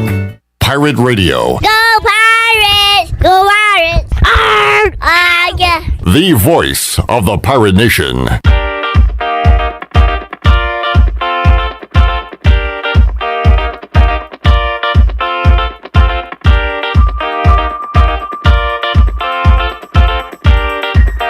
You're listening to Hour 2 of Pirate Radio Live. Save lives, be a hero, and make $1,000 your very first month donating plasma at Grifols Biomat USA. Start now at Biomat USA on 505 South Memorial Drive. A better donor experience and better pay. Now, back to the show. Welcome back. Do you need custom t-shirts, apparel, or promotional items for your business, organization, or event? Keep it local and print it local with University Sportswear. Contact them today at universitysportswearenc.com, the official sportswear provider of Pirate Radio for 18 years. Now let's head back in to PRL. Here is your host, Clip Broad. Alrighty, back with you on Pirate Radio Live. Shirley Rhodes, Chandler Honeycutt. Just saw this on our social media, Shirley, some tee-off times for the Open. Going on for Harold Varner. Yeah, in Sandwich, England. Beautiful Sandwich, England. Because Sandwich. That is where I want to live one day. Sandwich. You know, England has a propensity to name their cities after things. I have a friend who lives in England, and the village where she grew up was called Beer. And it was a coastal village. It was a coastal fishing village. Now that's where I want to live. What goes great with a sandwich? Beer. Mike Mullis joins us on the Fixed NC Live line. Mully, Harold Varner III will be teeing off at 6:58 a.m.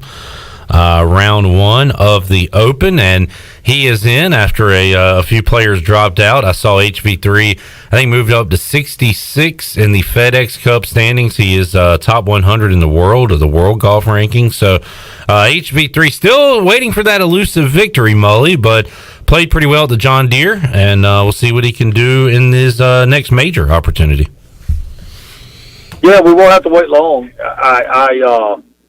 That's one thing I love about the Open, the British Open, is that it's morning. You know, you wake up, you got it on, and then of course they replay it all day long. But it's just a pretty cool deal. Different looking golf, or links golf, and it's really cool. It'll be fun to follow Harold. Hopefully we can follow him into the weekend and watch him have some success. So yeah, good for him. What an experience. Mully, who's on your short list to win it? Who's going to be good on this course coming up? Man, I kind of like you've had Lowry, who's been sitting on the trophy for 2 years. I was kind of, DeChambeau, I think, is too much for him. I'm always kind of on the Finau bandwagon. I don't know. I'm kind of at a loss, and normally the Scottish is a pretty decent kind of glimpse into who's going to have a chance to have at least moderate success. And, the young guy that won over there, I don't even remember his name right off the top of my head. But I don't know, Cliff. I think it's kind of anybody's fight. I think it'd be really cool, obviously, to see Harold sneak in to the top 10 somewhere. That'd be sweet. But I don't know. It's kind of it's kind of anybody's game, I would have to say. Mully, I went to my parents a week or so ago and found the golf clubs that I purchased from a pawn shop when I was like 18, and I got those babies now. There's there's a Wilson 1 wood and 3 wood and some Panther irons. So I'm ready to go join you on the course. I think I'm good to go now. Okay, we'll work on that. First thing we're going to do is understand that a 1 wood would be called a driver, so we can start there. But past that, and you said You had Panther irons. Yeah, Panther. You sure it's a Panther, maybe not a Lynx? It says Panther. Okay, all right. Well, I mean, I look forward to spending 4 hours watching you. Mike Mull is joining us on the Fixed NC Live line. I'm going to start by just getting a few balls and hitting them in the backyard and see where that takes me. I'm going to get out there one day. I think get together. We'll maybe take Malcolm with us. That would be the match. Whatever would be you and Malcolm head to head. Now that would be worth the price of admission. Malcolm Gray will join us to talk some baseball on the show on Thursday. How is his golf game, Mully? You've been out there with him a time or two, right? Yeah. You know what? It is a work in progress. I think he has probably graduated from rookie ball to maybe short season A ball, maybe even high A. So he's getting there. He's striking the ball well. He's actually scoring like not like sometimes you go. I had a septa bogey. I don't even know what you call that when you hit it that many times. But he's actually had some pars and he's a fighter. He's a fighter, Cliff. He's got the heart of a champion. All right, that's part of the battle right there, Mully.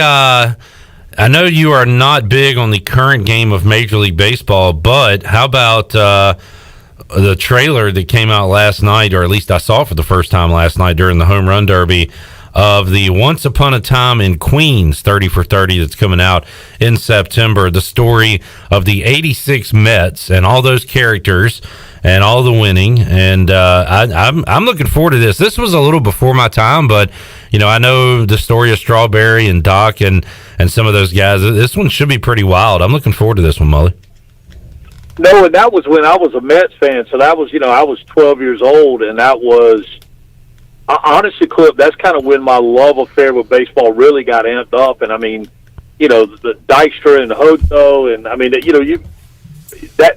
that generation of Mets, man, was a lot of fun to watch, and they and as you got older, or as I got older and started hearing some of the backstories of some of the nightlife and the escapades, it made it even more interesting. So no, I'm with you. I did think it was funny how they advertised that it was a 4-part deal being shown on 2 nights. I don't know why they didn't just make it a 2-part deal, but nonetheless. While we're complaining about stuff, why is it in September when football season is here? What are we doing the next month and a half? Put it on now. Well, and maybe, I don't know, is it on like a Tuesday? Yeah, but time to have it on. Hey, they probably figure baseball fans are watching baseball right now. Just an idea. And that might be on the back end. I don't know what the World Series, September, October. Well, no, that'd be at the playoffs. I don't know. That's interesting. There's no good reason you can give me, Mully. Very good question. Thank you, sir. Did you watch the Derby at all last night? I did. It was. I did. I liked it. I enjoyed it. I mean, I did. So last year's or 2 years, the last one that we had. Got a little strung out, like they'd watch the ball hit the stands before. Last night was the total opposite. It was a little dizzying trying to keep up. I want to see some of those balls land, especially being in Colorado. Some of those balls that were just obliterated. But no, it was good. It was good family fun, and every year I watch it, I'm just scared to death for those little guys out there shagging. I'm afraid somebody's going to topspin one and smoke a young. But no, it was good. And Pete Alonso, I think Pete Alonso is going to win the home run derby for as long as he wants to participate in it, because I do think he gets jacked up for it. Now, I could have done without his dancing. His dancing was way too white boy. But I would have liked to see Ohtani another round. I mean, he had literally the weight of the world on him last night. And I think he was short of breath before he ever got in the batter's box. But looking forward to seeing what he does tonight. I've seen this mentioned, so I believe it to be true. Jonathan put it in our Facebook Live feed, Mully, that Pete Alonso has made more money in the home run derby than he has with his 3-year salary. He's got $2 million home run derby winnings and 1.4 salary earnings. So That could be another reason he wants to win so much, that nice payday. But Shirley was talking earlier that I guess he said that he was going to be, if you invite me again and I'll participate again. Some of these guys don't like doing it. He apparently loves it. Yeah, why not? And I will tell you, I meant to mention this a second ago. So, the pregame, all the on the MLB Network, they started showing the batting practice for the National American League teams, which was taped earlier in the day, but they showed it kind of as the lead-in, and actually got to watch Clayton McCullough throw BP for a little while, so that was kind of cool, and able to tell them a little bit about it. Yeah, that was cool, and he was obviously throwing to the National League team, and I thought, well, maybe he's going to go there, Chuck, to everybody on the National League roster. Yeah. But they rotated him out, and he looked like he had it going. Had good stuff last night. No awesome. Minute, and he was around his own. So yeah, I'm glad you brought that up too, because the importance of a home run derby pitcher was really chatted about last night on social media, and Chandler's new favorite athlete is the older gentleman throwing to Pete Alonso. They had like a strike box or whatever, a graphic that showed all of his pitches, Mully, and he is Greg Maddux. He is putting it where Maddux would paint the corners. He is putting it right down Broadway, and that helps. That's another reason Alonso's been so successful, the pitcher. So Dave Joust, if I'm not mistaken, and you can fact check this, but Dave Joust, which was that BP pitcher, has been around a long time. And I want to say Jousty has ties to East North Carolina, and I want to say that he was the head baseball coach at Atlantic Christian, now Barton. And I actually want to say I think Billy Godwin played for him at Atlantic Christian. But again, I could be wrong about all that, but for some reason that's in my head. You want to say a lot of things. Go ahead and say them, Mully. This is a safe place to say it. No, it's just you and I talking. I figured but I think, and again, I could be wrong about all that. It could be another Joust, but I thought that was him. What you got, Chandler? He was the head baseball coach. He was the head baseball coach for Atlantic Christian College in 1985 to 1987, and I'm not sure when Billy Godwin was there, but those were the years that he was the head coach at that institution. He was there 85. Let's see, Billy would have been that would have been right, and he coached Paul Schals, who's anybody that's a baseball guy that has ties to the Virginia Beach area knows Schalsy, and his. Dave was actually, I think, a bench coach or maybe the bullpen coach for Baltimore when they had Kevin Millar after being at Boston. He had two boys, and they played with the Canes. Which is kind of, I coached their sons there, his sons there. Did you go to church with this guy, Mully? Golf with him? Was that supposed to be funny? No, we went to your parents' pizza place to do that. Hey, whoa, the Vinnies. Hey, get a little Vinnies. All right. But he was with Baltimore from 08 to 09. Good stuff, Mully. Good recall. How about that? Yeah. Yeah. So anyway, but a kind of neat deal tied to Eastern North Carolina was what all that was to say. By the way, I thought about Mully when I saw this. I tend to think about Mully quite a bit, but with no games going on, they had the home run derby last night. I did see there was some baseball action scheduled for Monday, and I don't know how the hours worked, if it was like Monday morning or late Monday night, Tuesday morning, but KBO baseball, Mully, are they showing that anywhere, or was that a one-year deal with nothing going on last year? Have you watched any KBO? It's so funny you mentioned that clip. I have actually sought out KBO. I did. It was a great fix. And I enjoyed watching those guys play. I enjoyed that game. It was very similar to me to college baseball. I just like the way they played the game. But no, I have not.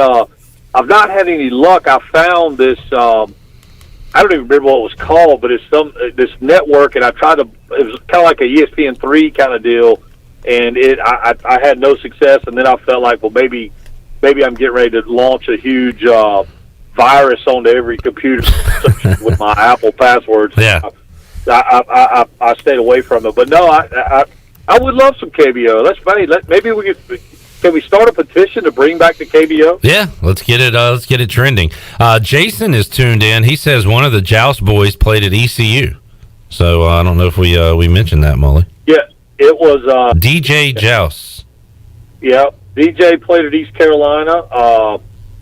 He was a right-handed pitcher. I don't think he transferred from East Carolina and maybe went to a Virginia school, if I remember correctly. But there you go. Was here for at least a year. Some good info on the Joust family. Thank you for that, Jason. He you could check. He pitched against Campbell, and I want to say he gave up 2 tanks at their place in a route game. But anyway. All right. There you go. Molly, and we'll talk about this with Igoe. We'll let you go here in a moment, but thoughts on Gavin Williams, his landing spot with Cleveland, Connor Norby going to the Orioles, and we saw Thomas Francisco today get drafted going to the Cardinals. Those are the 3 Pirates that were drafted, Molly, and it appears that all of the 2021 commitments went undrafted, so ECU will have all those guys coming in. But your thoughts on those guys getting an opportunity in the pros? Hey man, awesome! And that's just a continuance of a dream for those young guys, and be interested to see if Francisco signs. I mean, it wouldn't surprise me either way. Obviously, I don't think there's any question that Gavin and Norby. I mean, that's pretty good cake. So, yeah, man, excited for them and excited for the program, and just another kind of testament to the effort that goes into bringing in great players over there, and not only bringing in but developing, because again, both of those guys, you got a first and second rounder that were nice players in high school, but I mean, per Gavin's admission, he didn't really take his craft very seriously until later in his high school career. Yeah. Connor kind of came in, and literally Connor kind of came out of nowhere, and I think the COVID year was probably a good deal for him. To get stronger, refine his craft. And a lot of times in baseball and in sports, period, it's just something that makes that light switch go off for a player or athlete that has the ability. And I think Connor Norby embodies that in one person. So really cool. And, it's pretty neat to see 3 guys drafted from East Carolina in a 20-round draft. So that's, again, that's a huge kudos to CG and Coach Palumbo and the staff over there, and be really fun to see what next year holds, because you already know that there's some pretty big possibilities. Shirley, you got some? Well, you were talking earlier about Dave Joust's connection with East Carolina and with Barton College. Billy Godwin was a pitcher from 1982 to 1986. So Dave Joust was there in the latter half of Billy Godwin's career. This is the Shirley, he may have coached. He may have actually coached with Coach Joust, like as a GA or something. Yeah, because he graduated in '86. Yeah, but I do know that they were together. I mean, I just, again, worked in camps over all the years with Billy, and he would bring some of his teammates back in. It's kind of how I got to know that family. And I even want to say that the Joust family, it may be from Tarboro, Rocky Mount, maybe actually from East North Carolina originally. So yeah, cool deal. Chandler, this is your guy. We got to get him on the show at this point. We've talked about him for 30 minutes. I remember last night watching it. I was like, man, this guy is just tossing up meatballs to Pete Alonso, and it seemed like it was on simulation. It seemed like it was over and over and over in the same spot, and I was like, it's literally going to the same spot every time. And then later on Twitter that night, I saw that graphic of the strike zone box, and it was literally there every single time. Molly, appreciate you joining us today. Use your baseball connections and hook us up with Mr. Joust if you can. Hey, did you ever reach out to the Savannah Bananas guys? They are on fire. They're like 23-2. Oh, yeah. 2-3, something like that. Yeah, we need to strike while the iron's hot there. We talked a lot of Savannah Bananas baseball, Molly's last appearance here on Pirate Radio Live. Molly, have a great rest of your week, man, and we'll talk to you again soon. Awesome. Good to talk to you guys. Enjoyed it. There is Mike Mullis joining us on the Fixed NC Live line, a Dave Joust career and life retrospective. That makes me happy because I really was, calling this guy last night the real MVP. Pete Alonso should be sharing quite a bit of that $2 million or whatever it was. That was kind of a little interesting little tidbit with the fact that he coached Billy Godwin. His son came here. I'm a Barton alum, so Barton. Yeah. Speaking of other connections, Clayton McCullough is on the staff tonight for Chandler. No way. Have we talked about it? Mully just talked about Clayton McCullough throwing BP.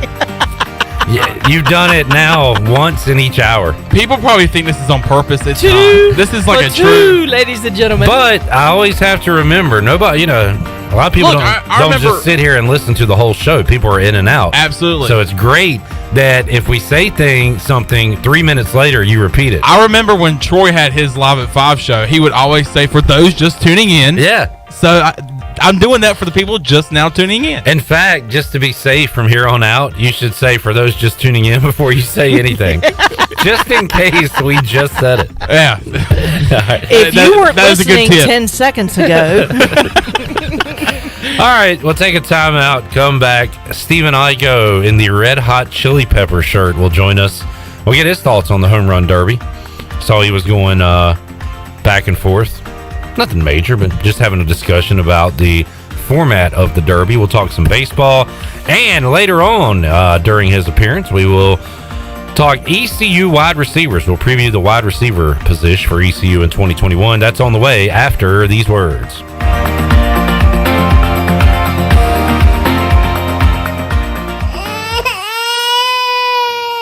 There's nothing more important than protecting your family. Fire ants can cause painful allergic reactions and even death. Protect your loved ones at home where you should feel the safest. Visit pesttechofgreenville.com to learn of our once-a-year treatment to guarantee you stay fire ant free. Tested and proven effective by your Eastern North Carolina exterminating professionals at Pest Tech of Greenville. Mention the crying baby for an extra 10% off. You've worked hard to start your business and working even harder to make it successful. And that's why it's important to have a bank in your corner when you need them. This is former ECU baseball player Ashley Capps from Select Bank and Trust. And as the business world throws you curveballs, we're here to be responsive to your needs. Our team of local bankers can make local decisions and cares about you, the customer. Get the business services that are right for your business today with Select Bank and Trust. Bank local, bank select, member FDIC. The convenience of Pitt Greenville Airport is waiting just outside your front door. Service is back, so you're connected to destinations worldwide through flights from American Airlines. Plan your next trip. Book your flights today at flypgv.com or aa.com. Ready to travel and take a trip this summer? Avoid the long check-in lines and congestion at the big airports and fly local at PGV. Fast, convenient, and close to home, PGV has recently added more American Airlines flights. Book today at aa.com. PGV, where the pirates fly. Did you know time spent outdoors can help improve your children's health and bring balance to their life? The Outdoor Heritage Advisory Council invites you to join the Patch program. This program is for any child under the age of 16 and includes activities like fishing, hunting, and hiking. These are just one of the many ways you can earn the exclusive patches from the Outdoor Heritage Council. For more information on how to sign up and get your adventure started, visit outdoorheritage.nc.gov. We paid how much for those lessons? Shh, she's doing great. Oh yeah, totally. Can you pass me a Pepsi Zero Sugar? Great job, honey! Oh, look at that. That's not the end. No way. Now it's time for the encore. You know what? You're right. 5 times? Not enough times. For everyone who traded in rock concerts for their kids' recitals, you've compromised enough. Pepsi Zero Sugar. That's what I like. Here is your ice-cold Pepsi Zero Sugar, sir. Oh, thanks. Wanna watch the game? Ooh, little sports ball on a Sunday afternoon. Don't mind if I do. Hey, did we win? It sounds like we won. It's still the first quarter. I must be lucky. People say that about me. Tough break on that free throw there. Shouldn't be doing that. Dude, we're watching football. Come on. For everyone who spent the entire game explaining the entire game, you've compromised enough. Pepsi Zero Sugar. That's what I like. Warren's Hot Dog Pizza, homemade lemonade. Hey, Pirate Nation, Warren's Hot Dogs, 2 locations are open for business in Greenville and Chocowinity. Both locations have drive-through windows, so stop by today for hot dogs, pizzas, subs, apple and peach turnovers, homemade lemonade, and breakfast in Chocowinity, featuring homemade cheese, ham, and chicken biscuits, plus sausage dogs and more. Warren's in Greenville, across from Ron Ayers Motorsports, and in Chocowinity next to the fire department. Warren's Hot Dogs. Want some? Get some. The icy treat that can't be beat is Sparky Snowballs. From big kids to little kids, Sparky Snowballs has been making smiles happen for over 20 years. If you're not in the mood to chill out with a snowball, Sparky's funnel cakes and fried Oreos are a perfect Sparky-licious treat every time. Look for Sparky Snowballs location at the Food Truck Rodeo on the corner of Evans Street and Fire Tower Road, and remember to follow Sparky's on Facebook or visit SparkySnowballs.com. This is Coach Steve Shankweiler, offensive line coach for East Carolina University football, and you're listening to Pirate Radio, the voice of the Pirate Nation.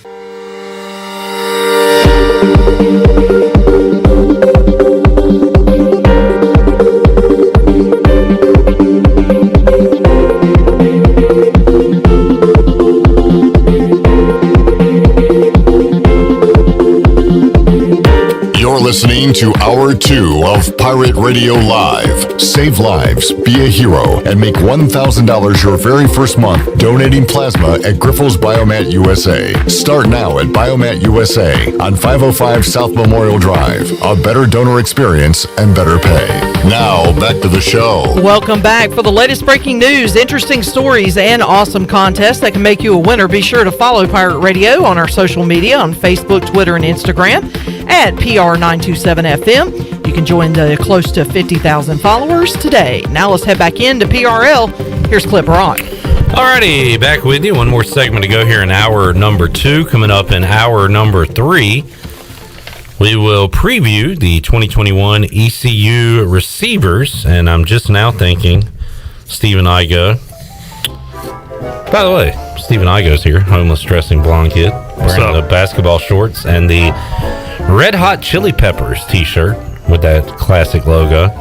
I would play something Red Hot Chili Peppers related, but unfortunately I cannot. We get kicked off. What I got to give it to your mom. Give it away, give it away now. A lot of dog hair on that shirt, Igoe. Yeah, I was just laying in bed. I honestly didn't really feel like driving across town. Thank you for coming. I'm here. Thank you for making the sacrifice for us. Do we throw tight ends with receivers? I feel like we have this discussion every year. We have this discussion. And now we have like a lot of tight ends. There's a lot of tight ends. And so it depends. Do you want to call it the wide receiver preview or the receiver preview? Let's go wide receiver today, and then Thursday we'll throw some tight ends with the O-line. That works. Because I had heard, I was listening to one of the best ofs last week with Mike Houston talking to Brian Bailey, and he was said that they're always going to have one tight end on the field, and they might at times have 13 personnel, which would be 3 tight ends on the field. Yeah, I mean, they did a lot of, more times than not, they're going to be, not to get into the tight end preview right now, but we do that a lot, too. Yeah. We talk out of turn, but anyway. They mainly are in 11 personnel, which is 1 back, 1 tight end, and then they'll do some 12 personnel, 2 tight ends, but very rarely will you see 13 personnel with 3 tight ends. So, but they have the personnel to do it this year. Yeah, and he is excited about that position. Talked about how when he got here, they had 1 tight end in the tight end room. We will talk football coming up in the 5 o'clock hour. We'll let's talk baseball here for the next 10 minutes or so to wrap up this hour, Stephen. And Thomas Francisco, the 3rd Pirate to be drafted in the 2021 Major League Baseball draft. Franny goes to the Cardinals. Nobody loves the Pirates like the St. Louis Cardinals organization. That makes now Evan Krasinski, Chris Holba, Alec Burleson, and Thomas Francisco. Yeah, and, they've gotten some pretty big steals. I mean, you look at the way Burleson's hitting through the first, I guess really this is his first year in pro ball, so the first half of his pro ball career, he's already at AA, well on his way to seemingly AAA at this rate. Francisco is similar in a lot of ways. He probably doesn't quite have maybe the upside that Burleson does, but they are very similar in that they're both just hitters. Francisco just consistently puts the barrel on the baseball, and he doesn't have a ton of position flexibility, probably a first base outfitter type like Burleson, but you can see that they are pretty similar at the end of the day. Yeah, and I don't know if I would have. I don't think I would have said Burley is a power guy coming out of college, but he has developed into one, it appears. He's always had more power, I think, than he showed consistently at ECU. I don't know if it's just his launch angle or what, but I mean, if you watch him take BP, he would consistently put it over the fence. So he always had that in him.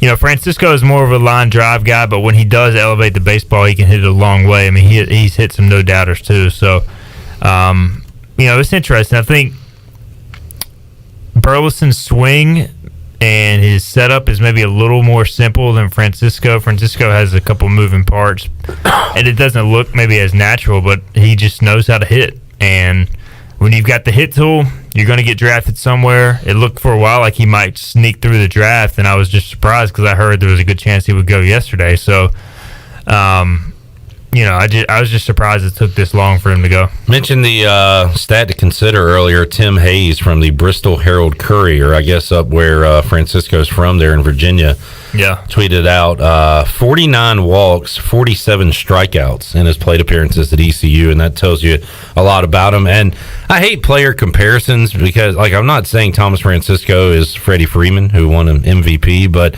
the way he can hit to both sides, and you mentioned kind of the awkwardness, it's not the prettiest of swings. It reminds me a little bit of Freddie, I guess.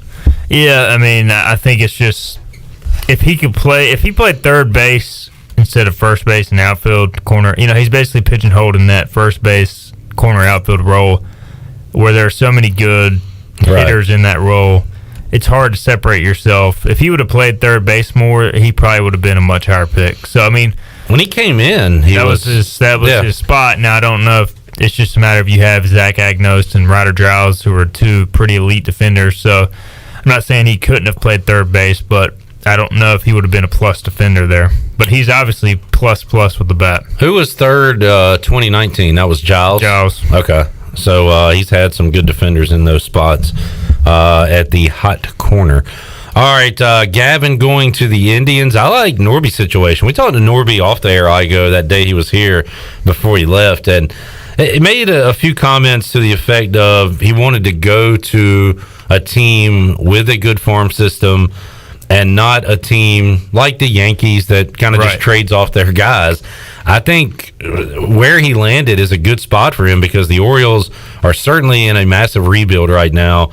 They are going to take time with these young guys and build them up. And I did read also that an Orioles fan saying that second baseman was a huge position of need for Baltimore in this draft because the numbers just aren't there in the minor leagues. So hopefully he found a good landing spot there in Baltimore.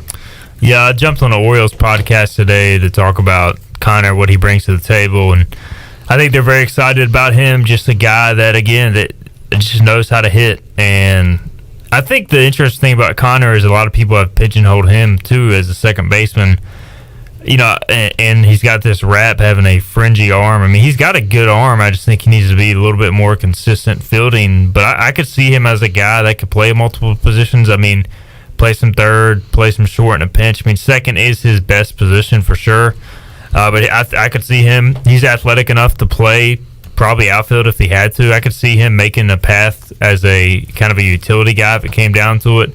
And I think he's going to hit for more power than maybe the prognosticators project. He never had that season where he was able to have a, extended wood bat upper echelon league like the Cape Cod League where he could have proven, hey, I can hit for power with the wood bat. But he can hit to all fields, good power. Like another guy that had just as many walks as strikeouts this past year, so doesn't strike out, doesn't chase, works counts, but does attack early in the count. So I just think he could have easily been a latter part of the first round pick. There were a lot of second basemen that went, which was kind of interesting. Igoe, we were reading your tweet earlier. The draft concluded, and you mentioned the three draftees. Also mentioned guys that didn't get drafted. Bryson Worrell, one of those. We'll talk about him in a moment. But the 2021 commitments, and I'm glad Shirley read these names rather than I, because we got a few tough ones in there.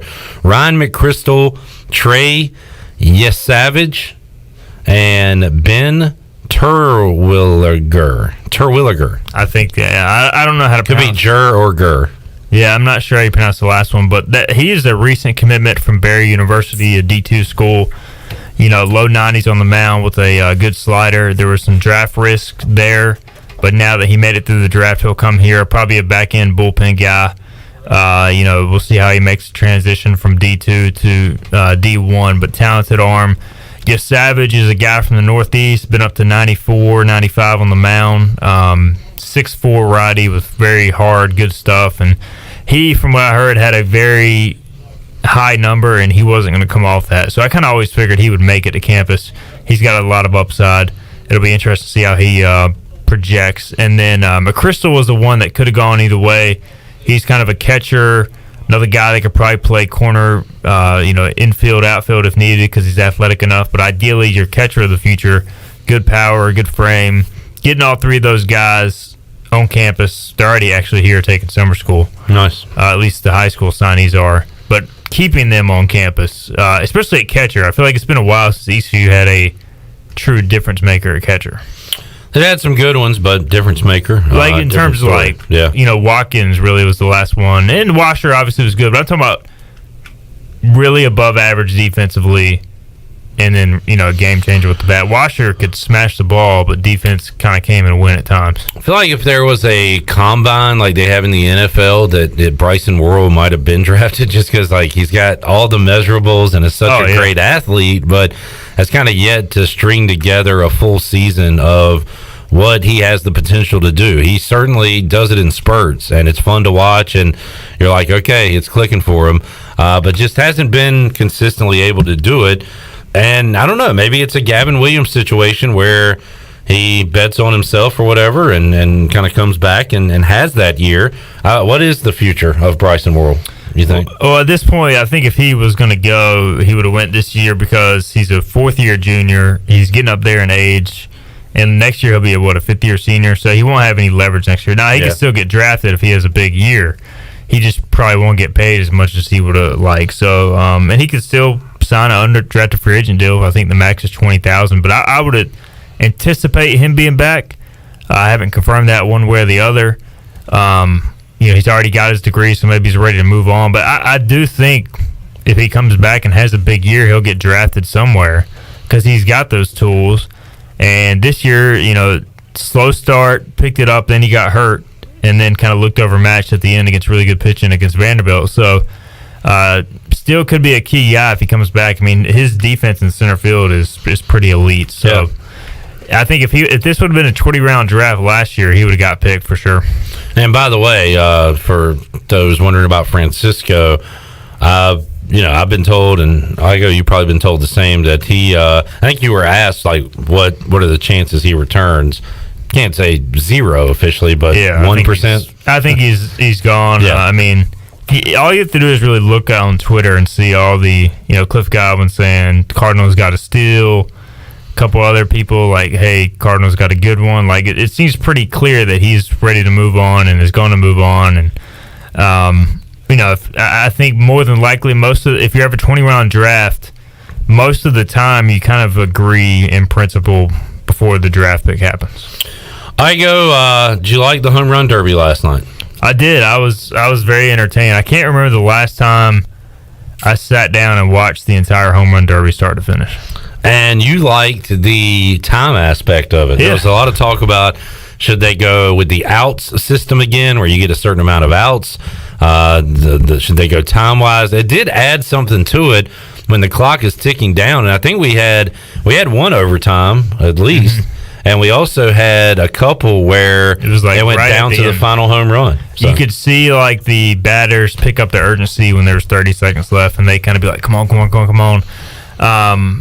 Pitching has never been more on Front Street than it was last night because we talked about Joust at length last segment with Alonzo, but the speed of the pitches, speed and accuracy, and like there was one guy I can't remember, maybe Matt Olson, his pitcher. When Olson hit it, the pitcher was like looking at the ball, admiring the home run to see if instead of just throwing another pitch. And I'm like, come on, man. Now I do think the camera work could have been better. Like they didn't seem to have a real feel for how to do these shots, as far as when to show the ball and the split screen going out. Like they kind of got lost a few times with that. But I thought overall it kept the process moving. I still remember like when Miguel Tejada used to hit, he would take like 5 balls in between each swing. Right. And then finally swing it, and like his round took like 45 minutes because he would just sit there waiting for the perfect pitch. That is a good point. It's kind of like in the dunk contest when they would go to the format where there's like no time, so guys would just keep missing all these dunks. And I just think moving forward, the importance of a good pitcher, I think guys are going to be taking this way more serious moving forward. Yeah. They got to make sure they got their right guy on the mound for them to win this thing. So, all right. But Pete Alonso is just an absolute tank. I mean, that's the thing. Usually when you have a guy that big, there's a lot of effort in the swing. Like you watch Joey Gallo. He kind of flamed out. Yeah. It looked like he got winded or something. There was a lot of moving parts, and he's got a big kind of uses his whole body to swing.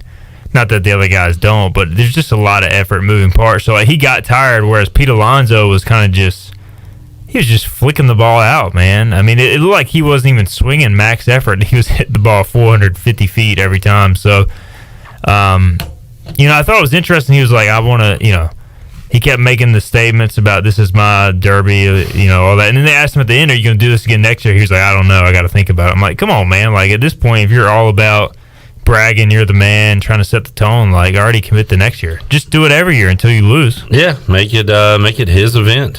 He's the king. We'll see you can topple him. All right, let's get a break in. We'll come back. Hour 3. We'll make you a winner, open up the booty bag, also talk some ECU football. We'll preview the 2021 ECU wide receivers when we return on Pirate Radio Live after this.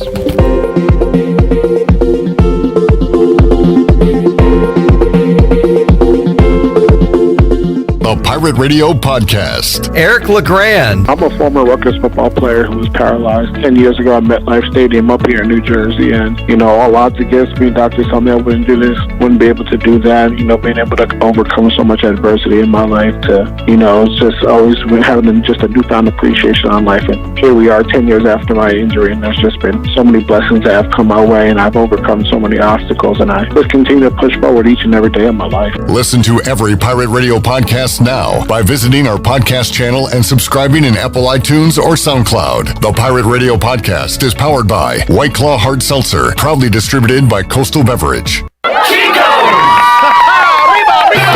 Chico's Mexican Restaurant is the home of the best margaritas. Grab your amigos and head to Chico's every Tuesday for the Gulp of Mexico, a huge 46-ounce lime margarita for only $6.99. On Thursdays, relax and enjoy half-price pitchers of Chico's house margaritas. Choose from lime, strawberry, blood orange, raspberry, or peach. For Mexican food and fun, it's got to be Chico's Mexican Restaurant in downtown Greenville and online at chicosrestaurant.com. Chico's, where the fiesta never ends. At US Cellular, we believe everyone should get more of the latest 5G technology for less of your hard-earned money. Right now, everyone can get a free smartphone, whether you're a new customer or not, with no trade-in or hidden fees. US Cellular, America's locally grown wireless. Terms apply. See uscellular.com for details. This is Brandon Tate, owner and operator of Atlantic Wireless, an authorized agent for US Cellular since 1997. Visit atlanticwireless.com to find the store near you. We go beyond the call. Save lives, be a hero, and make $1,000 your very first month donating plasma at Grifols Biomat USA. At Grifols, it adds up fast. New donors can earn up to $1,000 in your very first month. It's the easiest way to make extra money. Start now at Biomat USA, 505 South Memorial Drive, Greenville. Find your donor center at grifolsplasma.com. Make up to $1,000 in a month and save lives now at Grifols Biomat USA. A better donor experience and better pay. For the latest from the world of golf, tune in every Saturday morning from 8 to 10 for the Golf Shop Radio Show. Hosts Mark Greenhelves and Matt Blanchard talk golf from tee to green and everything in between. If you like golf, you're gonna love Golf Shop Radio. Before you tee up, drop on in. Welcome to the Golf Shop. Ooh, look at all that Parmesan cheese on that papadilla. Our freshly folded flatbread filled with juicy meats and melted cheese now has a crunchy, toasty outside. Now that's what's poppin'. Order today at papajohns.com. Hey, Pirate fans, order the new Parmesan-crusted papadilla for only $7. The new Parmesan-crusted papadilla is an MVP move for game day or any day. Place your order online at papajohns.com and sign up for Papa Rewards. Papa John's, the official pizza of the ECU Pirates. Hi, I'm Annalie Newhoff. And I'm Rob Campbell. And we are with CopyPro. We have been locally owned and operated here in Eastern North Carolina for almost 50 years. CopyPro is the leader in office technology. Does your business struggle with keeping printing costs low or producing professional documents? Here at CopyPro, total customer satisfaction is our #1 priority. We have a variety of solutions to help reduce your printing expenses and make your business more productive. Call us today at 1-800-682-6558 or online at copypro.net. CopyPro, we are the professional office systems people. The best place for delicious food and great prices is Familia. Familia has $6 lunch specials, a $10 pizza of the week, and every Thursday has $2 drafts all day. Sunday brunch is the best for food and family. Come and enjoy favorites like shrimp and grits, made-to-order omelets, French toast, and drink specials like $3 mimosas, beer mimosas, or $5 Bloody Marys. Familia, Fire Tower Road near Pitt Community College, and FamiliaNC.com. This is Pirate Radio, WGHB Farmville, 1250 and 92.7 FM Greenville, WDLX Washington, 930 and 104.1 FM Washington.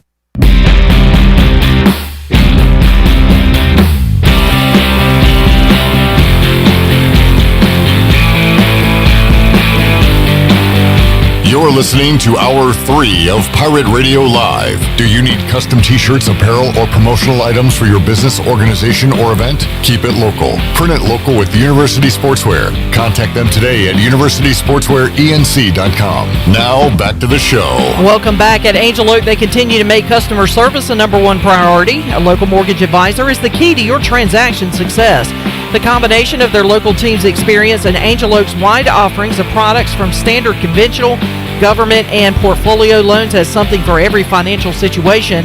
For more information, call Talbot Green, Joanne Weir, and Wanda Hager at 751-2060. Now let's head back in to Pirate Radio Live. Here is your host, Clip Rock. Back with you on Pirate Radio Live here on a Tuesday. We will continue our ECU football opponent previews coming up. On Wednesday, we will talk to the play-by-play voice of the Tulane Green Wave, Corey Glore. What? Did you just... Thank you. Does he even know anything about the team at this point? Like, what is this? I sent him a text and said, Corey, would you like another week or so to prepare? He said, I'm ready to go. He's lying. We'll see how much he knows about Tulane football when we talk to him on Wednesday. And we'll talk to the longtime play-by-play voice of the UCF Knights, Mark Daniels, and year one of Gus Malzahn and Igoe. They're certainly a contender. How much of a chance do you give them to defeat the reigning champion Cincinnati Bearcats this year? Pretty good chance. I think they've got near elite quarterback play and speed all over the field. A lot of their chances are going to come down to transfers. They added some big-time transfers. Gus Malzahn brought over like 5 dudes from Auburn. Big Cat Bryant, a 4-star running back, a 4-star receiver.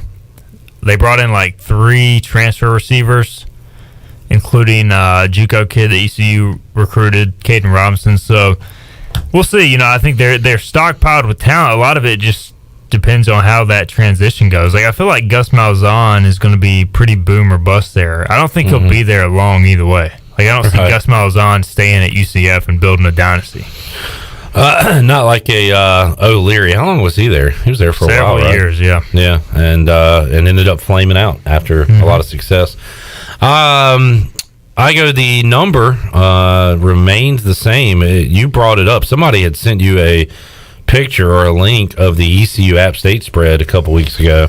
Now it's readily available everywhere, And sure enough, it's around 12.5. Last I saw, App State a 12.5 point favorite over ECU. So that is the legit number, and that is cause for worry for me as someone who would like to see ECU win that opener, but kind of tells you at least what Vegas thinks about these teams and what they have returning. Yeah, I think a lot of it too is you just look at the past 5 years. App State every year has pretty much gone 9 or 10 wins. ECU every year has gone 3 or 4 wins. So, like, if you look at the game for what it is on paper, you know, I can see how App State could be a big favorite. Now, if the way ECU finished the season is more legit and the way they played against Tulsa, if that's the team we see to open the season more consistently, like with all the improvements from guys returning, then and App State continues to take a small step back, then I think it'll be a much more even game. You look at App last year,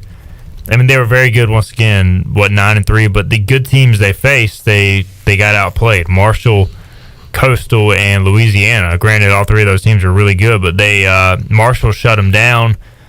Coastal, won by a couple of scores. Louisiana won a close game at App. So, it's not like they're this unbeatable force. All their wins last year came against Sun Belt teams. Most of their wins have come against Sun Belt teams. Yeah. Now, they're really good at what they do. They run the ball. They play solid defense. They don't beat themselves. So I would expect, with Chase Bryce coming in and having some turnover issues at Duke, that they would have a pretty conservative run-heavy game plan early to see if ECU can stop the run. Because I don't think they want to get Bryce out there making some early mistakes, starting to doubt himself again, because he turned the ball over 21 times last year at Duke compared to 10 touchdowns. So he has some issues at Duke. They have one of their own as head coach now. They have had trouble retaining head coaches because all these other teams are coming after their guys in Drinkowitz and Satterfield. Yeah, and their OC and DC, both former App coaches as well. So they tend to go back to the well and get guys that are familiar.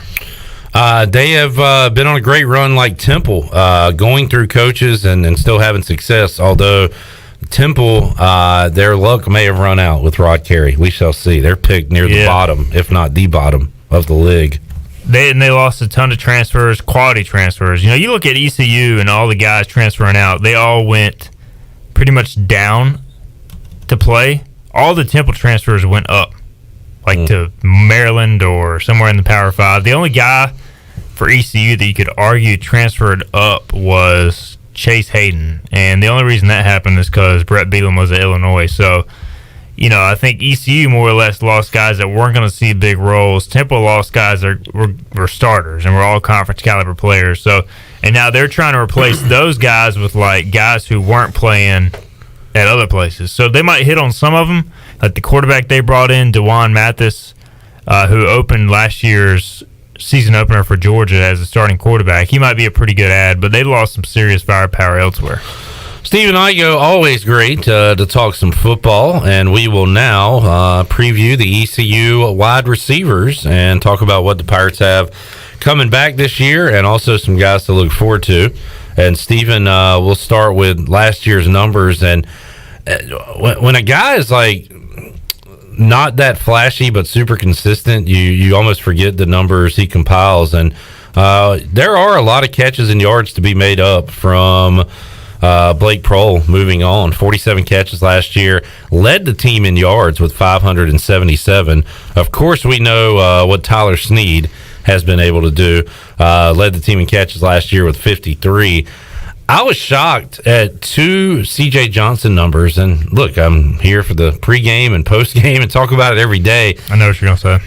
Well, I mean, the first number is 19 catches in 9 games. He played in all 9 games. If you look at his targets, I think Pro Football Focus has him at like 50 targets, only 19 catches. So the catch rate was suboptimal. That's on the bad scale. Yeah. On the good side of things, 6 touchdowns and 19 catches. That is an incredible ratio. Yeah. He led the team in touchdowns, and despite having just 19 catches last year. And 21.3 yards per catch. Yeah. Which goes along with the touchdowns. I mean, probably most of those big plays were the touchdowns. And we've heard this about CJ, uber talented, but does he want it? Like, is he working hard enough to get what he wants? And that's a shot at the NFL. And maybe that was part of his sophomore slump. Maybe it was teams starting to focus on him, because even looking back at his freshman year, he would catch balls in bunches, right? Like, he would have huge games and then have kind of subpar games. So maybe, teams are obviously focusing on him because he was such a big play guy freshman year. But, maybe re-energized after a bit of a sophomore slump, Igoe. And, I've heard some stuff behind the scenes that he is, working hard and wants to be what he can be. Like, he's got all the tools. Can he work hard enough to achieve it and to get a chance in the NFL? Yeah, I mean, that's the thing with CJ now. He's not a freshman anymore. He's not even a sophomore. So, like, it's, I'm not trying to put too much pressure on a college athlete, but he's got all the ability to achieve those goals. At this point, it's how bad does he want it? I mean, truly, if you put, like, Tyler Snead's work ethic and CJ Johnson's makeup and his, skill set, first rounder, you would have an NFL receiver, no doubt. So for CJ, this is his year. You're draft eligible. You've got a lot to prove. You've got 12 games to do it, and you're coming off a year that, again, not terrible numbers. Like, he's still productive. He just was not consistent. He's got to be more of a factor than 19 and 9 games. 19 catches. You're right. I mean, going into last year, he was seen as a number one guy, and he was covered like a number one guy. But if you are a number one guy, you got to overcome that, and you can't get frustrated, when you're getting held and all that stuff. So he's got to find a way to get over that and live up to his potential. Because if he does, this offense is a completely different monster, in my opinion. I mean, the games he makes big plays, just look at the Cincinnati game. Like, you dominated a extremely good defense, probably the best defense in the league in 2019, because he was on and he was unstoppable. Yeah, you brought up something too there, Igoe. He's got a stigma now. They know that they can get in his head if you're a defensive back, and we saw that happen.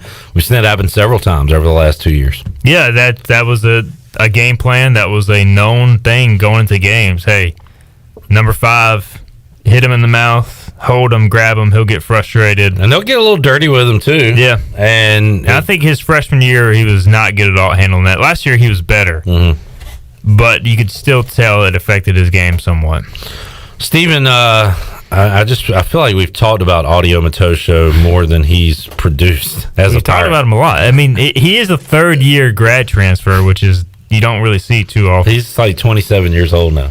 You would talk about a guy whose work ethic is not an issue. Audio Matosho is that guy. Like, he is, every time you talk to the coaches, they're like, man, if everybody worked like Audio Matosho, we would be set. So here's a guy that I think his first year, I'm not going to say he gets a pass, but he got in so late.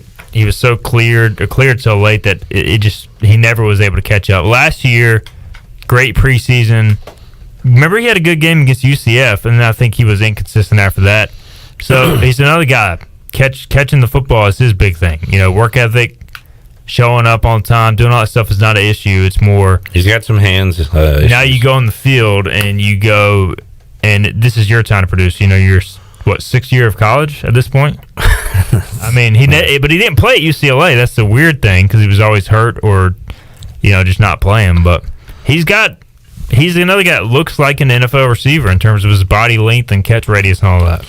Mike Houston has shown that, he's trying to get this roster better every recruiting class, every transfer that comes in. And if you're not up to snuff, then you can get lapped. And I thought Josiah Hatfield was going to be a big play guy for years here at ECU. He still could be, Steven, but has he lost his spot? Does he have a chance to get back into the mix? Just 6 catches in 6 games. Now, some of that was injury last year, I believe, but coming off his freshman year, I thought he was going to be a big piece to the Pirate offense. Yeah, he had, I think, over 250 yards receiving his freshman year. Really started to come on strong towards the end of the year. To the point where Donnie and the coaches would draw up stuff specifically for him. And they said, last year, we've got to get Josiah the ball, and it just never happened. Yeah. And part of that was because he was stuck behind Tyler Snead and playing the inside receiver position. So this spring, they've moved him to outside receiver. And even though he's only 5'9", now he's not stuck behind Tyler Snead. If you look at his snap counts from last year, he just wasn't getting on the field much at all. Now, he doesn't have maybe that excuse. If he's producing in practice, he's going to play because ECU needs a deep threat on the outside. So he's another guy. This is his time to shine. Third year in the program, third year in the offense. You've got really three guys in Omatosho, Johnson, and Hatfield that, hey, this is kind of their prove-it year. You brought in a ton of young receivers to kind of maybe push them or continue to build depth. But I think those three guys in particular are the guys you're looking at like, okay, this is their year.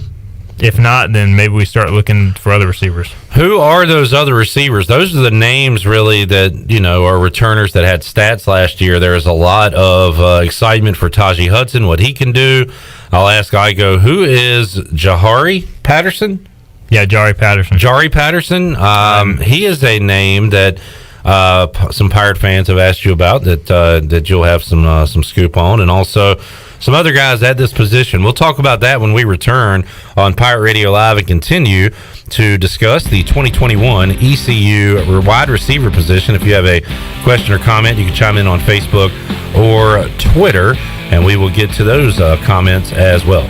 More to go on Pirate Radio Live when we return after this.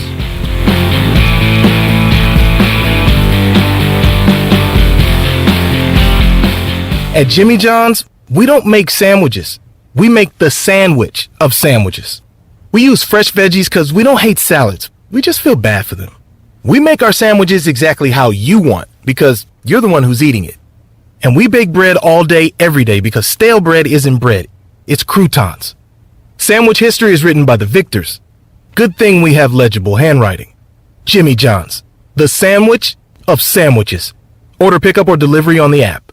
Hey Pirate Nation, this is Tom Brown from Brown & Wood Buick GMC Truck. We've been serving the Pirate Nation in Eastern North Carolina for 83 years. We have 4 brands, 3 generations, 2 showrooms, and 1 goal to make sure you leave a happy customer. This month at Brown & Wood, get a 2021 Buick Enclave and save over $6,000 off or 0% for 72 months. And as always, Brown & Wood is the home of the lifetime powertrain warranty. We're located on Greenville Boulevard next to the Convention Center, or shop us online at brownandwoodauto.com. Here with Mike Mullis from Fixed NC. And Mike, you were telling me the other day, people ask you all the time, I didn't know you did that. What does that mean? Anything that involves property damage repair, call us first. If it's your crawl space, you've got interior humidity issues, a water loss, your ice maker line breaks, obviously fire and smoke, everybody knows we do those. But anything that involves interior or exterior property damage, we're your repair experts. Mike, how can everybody get in touch with you? 252-999-0001 or fixednc.com.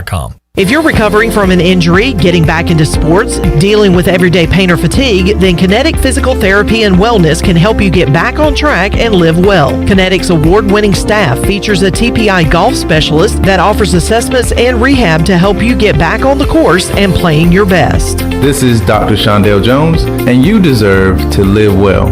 Call us at 364-2806 or visit kptonline.com. Go Pirates! At US Cellular, we believe everyone should get more of the latest 5G technology for less of your hard-earned money. Right now, everyone can get a free smartphone, whether you're a new customer or not, with no trade-in or hidden fees. US Cellular, America's locally grown wireless. Terms apply. See uscellular.com for details. Now that life is returning to normal, we have found a lot of good things that came from the pandemic. One of them is not having to go to the wireless store anymore. The Cellular Warehouse team has been in the business of delivering phones to your home and office for 20 years. People found out about our free delivery service and love the ease of getting a new phone, tablet, or hotspot. Call Toby Williams today at 252-799-7051 so you can start experiencing the joy of never going to a wireless store again. Cellular Warehouse, your local U.S. Cellular authorized agent. This is East Carolina head football coach Mike Houston, and I'm proud to announce that our ladies clinic is back this summer on July the 30th. This evening will provide a behind-the-scenes look at ECU football and a chance to meet the players, coaches, and their families. The evening will end with an entertaining dinner and social. Sign up today at MikeHoustonFootballCampsLLC.com. We look forward to seeing you there. Go Pirates! Great food, great atmosphere, and great service is Ottavola Market Cafe. Ottavola is simply a restaurant that focuses on that, being a great restaurant. There's something for everyone at Ottavola. The menu offers a variety of great choices like pastas, pizzas, sandwiches, soups, salads, and seasonal rotating selections. Lunch or dinner, Ottavola is always the right call. Call ahead and get Ottavola to go, or stop by the bar for a drink with friends. It's simple. Come and eat at Ottavola Market Cafe, Red Banks Road next to Food Lion, and OttavolaMarket.com. Ottavola, pirates supporting pirates. Pirate Radio.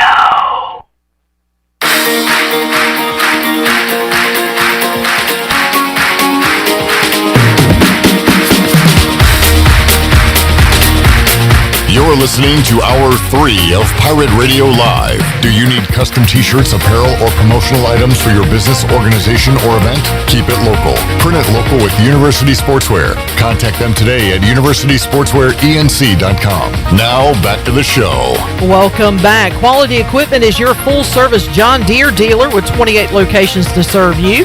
Quality Equipment is open in Winterville next to Sam's Club, or visit qualityequip.com to find the location near you. Now let's head back in to Pirate Radio Live. Here is your host, Clip Rock. All righty, the MLB draft has come and gone. 3 Pirates heard their names called. Gavin Williams to the Indians, who will be called something else by the time he gets to the majors. Connor Norby to the O's. Man, it'd be cool to hear him on Pirate Radio playing for the O's one day in the future. And today, Thomas Francisco went to the St. Louis Cardinals. We are talking football here with Stephen Igoe, breaking down the receivers. We talked about the names you know. Let's talk about some that you may not know. But not Josiah Hatfield. Tajee Hudson is a name that people know because he came in as a quarterback, moved to receiver, and is a guy that, and I say this a lot, Igoe, when a coach mentions a player unsolicited, that you kind of, makes your ears perk up a little bit. Seems like Hudson's been mentioned quite a bit by Mike Houston. We haven't had a chance to talk to the position coaches as much over the last year or so, but he is a guy that I know they're excited for his future moving to receiver, and now he's had a full offseason to further develop as a wide receiver. Yeah, and he really came on as the spring went along, to no surprise. I mean, just a big, physical, strong, and fast player that was a quarterback out of high school. Probably could have played quarterback at ECU if, you designed the offense for him, but realistically needed to probably move to receiver to maximize his potential as a college football player. And, historically, ECU's best receivers are high school quarterbacks that move to receiver. And I think Hudson's got a chance to be really good. I'm not trying to say he's going to be Dwayne Harris or Justin Hardy, but, he's an awesome kid, first off. Highly intelligent, so he knows the offense, hard worker. It really just comes down to how well is he going to be able to run routes and catch the ball, and it sounds like he got better at both those things, working on his hands, athletic ability, leaping ability, strength, not a problem for him. It's just kind of honing in the details of the position. It is very weird to look at the roster and see all the freshmen listed, and it's going to look like that across college football with everybody getting a year back, but an extremely young receiving core for ECU with some knowns with CJ and Snead and those guys. A name that I hadn't heard of, Igoe, until I saw your VIP chat, and you were what was the question? Who is a receiver that could I think surprise? A first-year receiver that could surprise. And that answer was Jari Patterson. And what do you know about Patterson? Highly rated kid out of high school, AC Reynolds, same high school as Alex Flynn. Just, he put up monster numbers in Asheville, North Carolina, but didn't have the academics to go where he wanted to go. Otherwise, he would have been the ACC or above, more than likely. ECU obviously recruited him out of high school, but he went to Marshall as a non-qualifier. Ended up doing well academically his first year there, but then Marshall has done away with the prop program and didn't have enough money to give all those guys scholarships because all the seniors were coming back. So basically they had to cut all those guys loose. So that's why you saw a few Marshall players end up at ECU. Patterson is one of those. Natural ability, really, really good. Just a natural receiver. I think he's got a chance to make an impact early, but definitely long-term be a guy and can probably play inside or outside. But I think is kind of a guy that could line up inside and do a lot of damage. A few other guys I've heard you talk about before or that have been around the program a little while now. Tyler Savage, my guy Andre Pegues, Cam Burnett made some catches last year, and T. Cobb Jr. has been there for a little while now, Terrence Copper Jr. Any of those guys going to make an impact in 2021? I mean, I think all of them have a chance. I think Cam Burnett's kind of the sleeper that just consistently catches the ball. There's nothing fancy about his game, but I think he's going to just make some big catches this year because he's got reliable hands and pretty good size.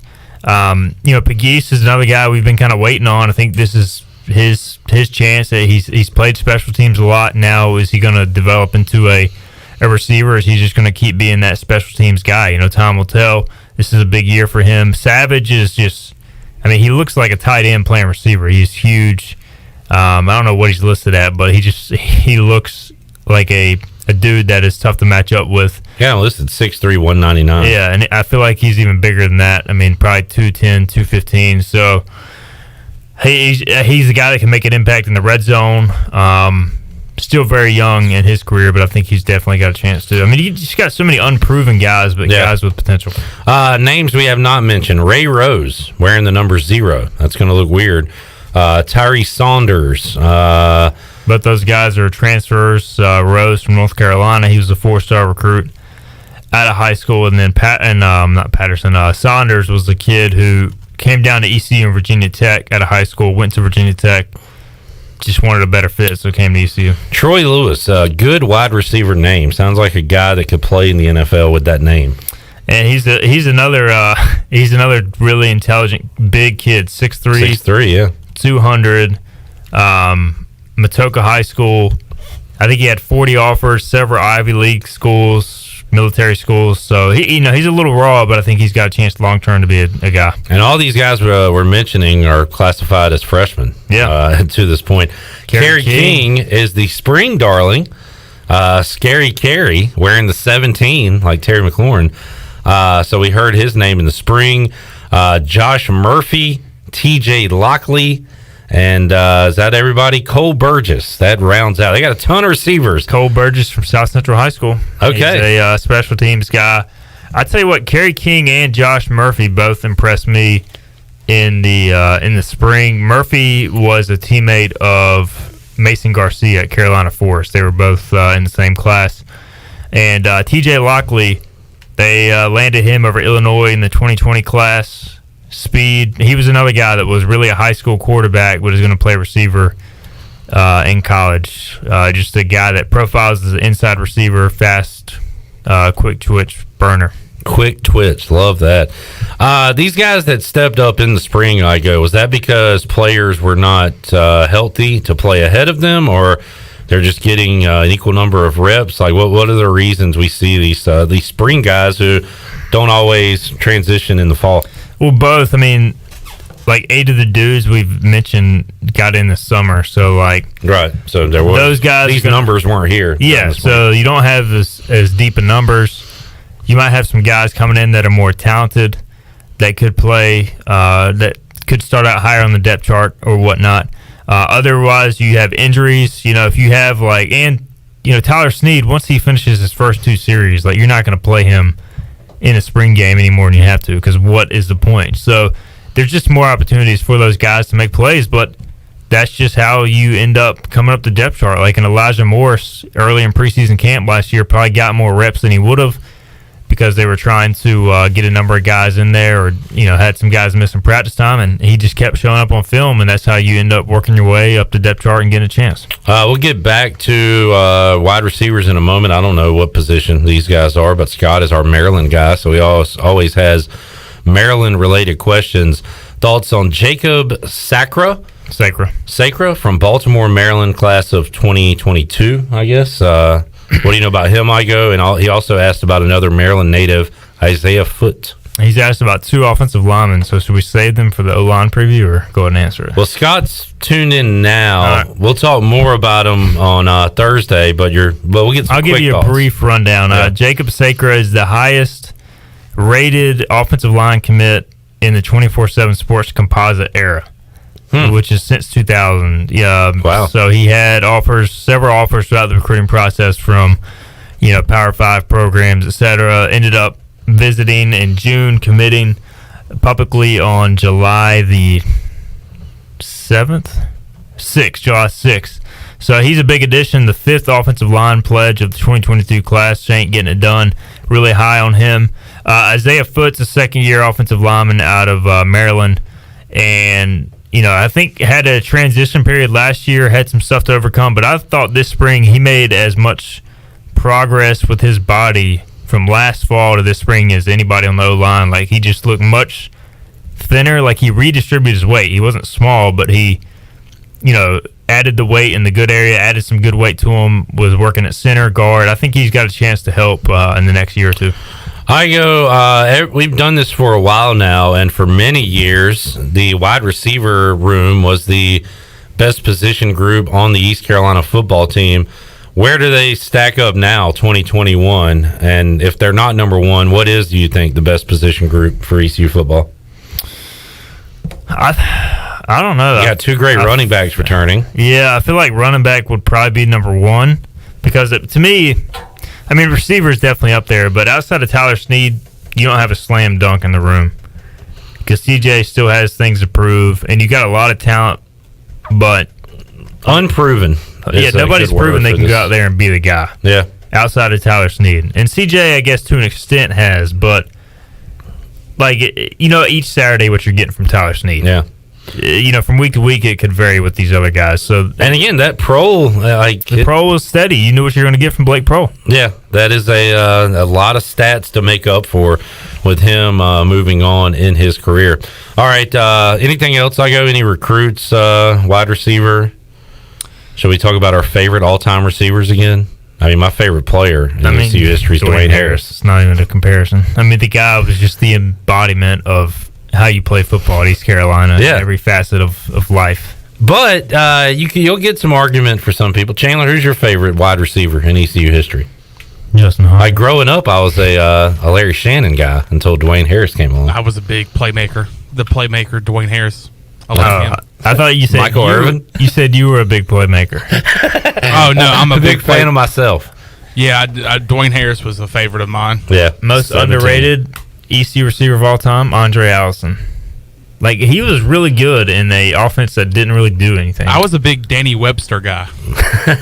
He made some big plays. He is probably I don't know if he's the best high school football player I saw, but he had the best high school football player performance I saw. Right. He about beat J.H. Rose by himself one night. He was a fantastic high school football player.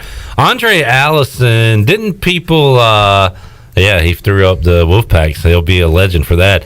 Didn't people turn on him when he took himself out of a bowl game or didn't give it 100% in the bowl game? But at that point, it didn't matter. His legacy was written. He got ECU back to a bowl game. It was James Pinckney and Andre Allison. I remember I was lucky enough to be a student at the time, WZMB, and I got to call the games at the top of the camera deck at Dowdy Ficklin Stadium. And that first game was against Duke, and Allison had a 50-yard touchdown, I want to say. And he was certainly a playmaker. We all remember his spring game flip. He had a pretty good run in the NFL. He returned a couple kicks for a touchdown. So he didn't just flame out in the NFL. Now, Lance Lewis is another guy that I thought if he didn't get hurt, could have had a good NFL career. That dude was a freak. Jump ball to Lance. I don't know if you count this as a wide receiver, but I was a big Devon Drew fan as a kid, too. He is a tight end. Yeah. Bring that up on Thursday. I, too, was a big Drew fan. And also, he was a quarterback in high school, right? New Bern. One of those guys that you talk about. And, of course... Rob Cass, probably my favorite receiver. Pass catcher? Yeah, pass catcher in ECU history. I'm a big Cert guy. Thomas Cert. We should just do a show on position changes, guys that change positions, and our favorite position changes of all time. I think I'm done with my list. Nate Harvey? Nate Harvey. I'm going to talk about the biggest... obscure, out of nowhere years, man. That was nuts. The season he had. And He's a guy too that went to Giants towards ACL camp and got hurt immediately. Done, yeah, and that's a shame. All right, good stuff. Igoe has a VIP chat to consider. Chat to consider that you can check out right now. The new uniforms thread is still rocking. Yep, we got it rolling again. Some updated pictures, so a lot going on Hoist the Colors. Anything else to promote there, Steven? Podcast? Yeah, we're gonna do some podcasts next week. Start jumping into some position previews, and that's a great idea. But we're gonna do it a little differently. We're gonna have you should do opponent previews too. We're gonna have opponent previews and position previews. For those of you just tuning in, that's true. Maybe people just missed. I'm just gonna replay my exact conversation with you and call it the Hoist the Colors position preview. Look, there's a lot of entities that are covering East Carolina, and we're doing over under position previews. So, what does that mean? Setting over unders and picking them. No, you're not. Yeah, where's yours?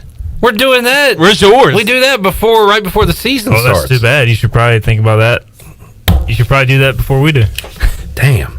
I want to do that, Igoe. I want to do, we might have. But you do that whole team, I mean, at one time, right? We're just doing them position by position. Yeah, I guess. Yours is totally different. We're going like Mason Garcia snaps. This sounds like Vanilla Ice when he was explaining how Ice Ice Baby was different than Under Pressure. There it goes. Dun dun dun dun dun dun dun. And mine goes dun dun dun dun dun dun dun. Ding ding dun dun dun dun dun dun dun. One of the greatest videos of all time. Check that out. It's not the same. It's totally different. All right, Steven, thanks for hanging out. You gonna watch the any Mariners in the All-Star game? You say Kikuchi was selected for the All-Star game, but he is. Watch the language. I didn't say that. That is such a bad joke, but thank you for laughing. You say Kikuchi, I say Kakachi. So they don't have. He's not pitching. They don't have anybody? No, they got screwed. J.P. Crawford should be in the All-Star game. Mitch Haniger should be in the All-Star game. But as always, the Pacific Northwest gets no respect. Shout out to Mitch Haniger, one of the worst sports injuries ever known to man. But he's responded in a big way. He literally got. I know his testicle was injured. I go, how did it happen? His official injury was ruptured testicle. And for a 10-day IL parentheses ruptured testicle. So he was on the IL, and then somehow that injury ended up affecting his abdomen, and he then tore an ab muscle and then missed a year and a half. So he didn't play the second half of 2019 and missed all of 2020. But he's come back this year. He's batting like 260 with 20 home runs. So I mean, comeback player of the year. He should be. Gotta be. How was his testicle ruptured again? He fouled a ball. Oh. And I think it fouled up and hit him. I mean, the worst possible injury you can imagine right there. Yeah. But yeah, putting up he's got 20 dingers. He's a swinging dinger. 20 dingers, yeah. 20. He's having a really good year. Really good. Swinging some dingers. That he is. All right, thanks for hanging out, Igoe. We need to make somebody a winner right now, Shirley Rhodes. Booty, booty, booty, booty, booty everywhere. Booty, booty, booty, booty, booty everywhere. 317-1250.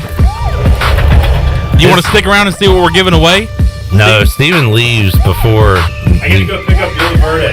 Enjoy your Billy Verde tonight. The J! It's Jay from Villa Verde. Shirley, what are we giving away to a listener right now? We are giving away a shrimp taco lunch courtesy of Chico's. Man, that is always on time. A shrimp taco lunch. The Chico's. What caller are we looking for? Caller 12. Caller 12, 317-1250. You can be a winner right now. We'll be back with more Pirate Radio Live after this. White Claw Hard Seltzer. A wave of refreshment. Crafted using our unique Brew Pure process. Made pure. Nothing tastes like White Claw Hard Seltzer. White Claw Hard Seltzer. Available in 5 fruit flavors, 2 grams of carbs, gluten-free, and 100 calories. Find it at whiteclaw.com. White Claw Hard Seltzer. Nothing tastes quite like it. Proudly distributed by Coastal Beverage. Please drink responsibly. Sawyer's Fun Park is now open in Greenville. This state-of-the-art 40,000 square foot facility features a 2-story LED interactive laser tag, a one-of-a-kind 2-story ninja course, a ropes course with a 180-degree zip line, and it's only one of 5 in the country that are indoors. Multiple climbing walls, a super cool arcade with 40-plus games, and a brand new full-service cafe and bar for adults. Visit the brand new Sawyer's Fun Park, now open, located right behind ARU on Corey Road, Greenville. Your power's out. There's a water leak. What do? For these and other utility-related emergencies, you need service, and you want it fast. There are 2 things you can do to get the quickest response if you're a GUC customer. First, you can call the hotline at 1-855-767-2482 and report any utility-related emergency. That number is also on GUC.com. Or second, you can give GUC your phone number. The hotline process is quickest when their account records have your current phone number. Service you can count on. Greenville Utilities. There's no better time to drive away with a quality pre-owned car, truck, or SUV from Greenville Auto World. Greenville Auto World is your authorized rough country dealer. We specialize in lift and leveling kits along with custom wheel packages. Whether you're looking for ground clearance or enhancing the appearance of your vehicle, trust our team for your off-road experience. Greenville Auto World, 3840 South Charles Boulevard across from Hardee's at Bell's Fork, or online at greenvilleautoworld.net. At Tiebreakers, we pride ourselves on serving big, juicy wings. I'm talking big and juicy. Our chickens are the same ones that kick sand in the other chickens' faces. If our chickens played football, they'd be linebackers. The competition's chickens, they'd be skinny little kickers. Trade those kickers in for linebackers. Tiebreakers is open every day at 11 a.m. Follow Tiebreakers on Facebook and Instagram for daily updates. University PC Care has been busier than ever repairing personal PC and Mac computers and iPhones during this pandemic. And we thank you for your support. Now, with everyone streaming and doing work from school and home, you may have discovered that your home Wi-Fi just isn't cutting it. It may be time to upgrade your home network, and University PC Care can help. To make a network assessment appointment and discover upgrade options that fit your home, go to talktowilliam.com or learn more at universitypccare.com. This is Mark Washington with Max Sports Performance at Max Fitness. Our facility has reopened and is following all safety protocols. The best thing you can do to strengthen your immune system is, of course, to work out and exercise on a regular basis. I can assist you as your performance coach. You can also enjoy the benefits of a private facility. Avoid the crowds and work out at Max Fitness. Now is the time to get healthy. Max Fitness, just off Highway 43 in the old Ace Hardware building behind Speedway in Greenville. Call me, Mark Washington, 902-4877. E&S Hemp Company in Winterville is your premier CBD store. At E&S Hemp Company, they have helped hundreds of people just like you get relief from joint pain, anxiety, insomnia, and more by providing you the highest quality of CBD products available. E&S Hemp Company has a great selection of only the safest, purest, and most beneficial hemp-infused products available, from honey, tea, coffee, candles, and more. E&S Hemp Company, Fire Tower Road in Winterville, and online at eshempcompany.com. Pirate Radio. You know, for having such a bleak outlook on pirates, you're well on your way to becoming one. The voice of the Pirate Nation.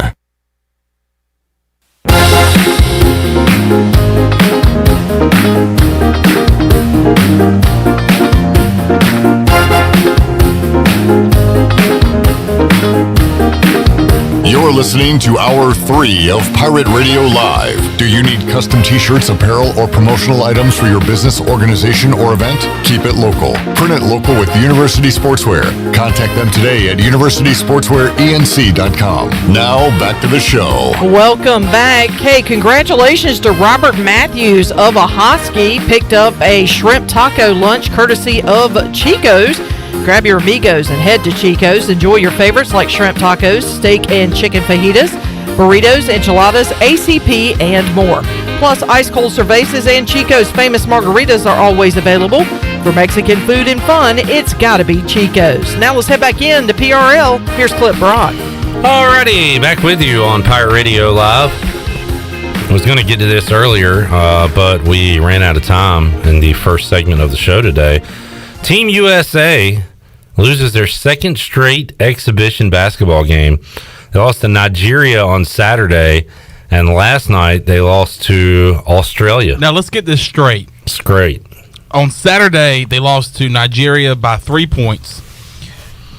USA was a favorite by 29.5. Yeah. 32-point difference there. I want to say last night they were 17-point favorites. I don't know what the line was last night. And they lost by 8, 91-83 to Australia. I don't care for the team just got together excuses and all that, because Joe Ingles was on Australia. He hadn't been practicing with the Australia team for the last 5 months. No. So all these teams have been just kind of thrown together. When they lost to Nigeria, who they have some NBA talent as well, including former Memphis Tiger Precious, and he has a last name, but we'll just call him Precious. But I saw on Instagram, Precious had a block on Kevin Durant, and the caption of that was, "You're not that guy, pal. Trust me." Oh, no. You're not that guy. You're not that guy, pal. Trust me. You're not that guy. And I thought it was quite hilarious that Precious hit him with the "You're not that guy, pal. Trust me. You're not that guy. You're not that guy, pal. They are not only beating us, they're making fun of us, Chandler. Yeah.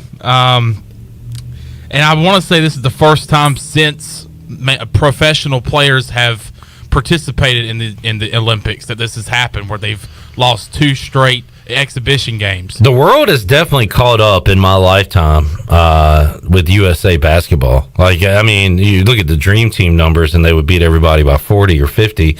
It's different now because there's talent all over the world, and if you watch an NBA game, you see players from different countries and stars from different countries, with Luka getting his country into the Olympics for the first time ever, I believe, and just guys all over the place. But no excuse losing back-to-back games to Nigeria and Australia. Especially when you got guys like Damian Lillard, Kevin Durant. Well, Kevin Durant's not that guy. He's not that guy. Pal. Trust me. You're not that guy, pal. Trust me. You're not that guy.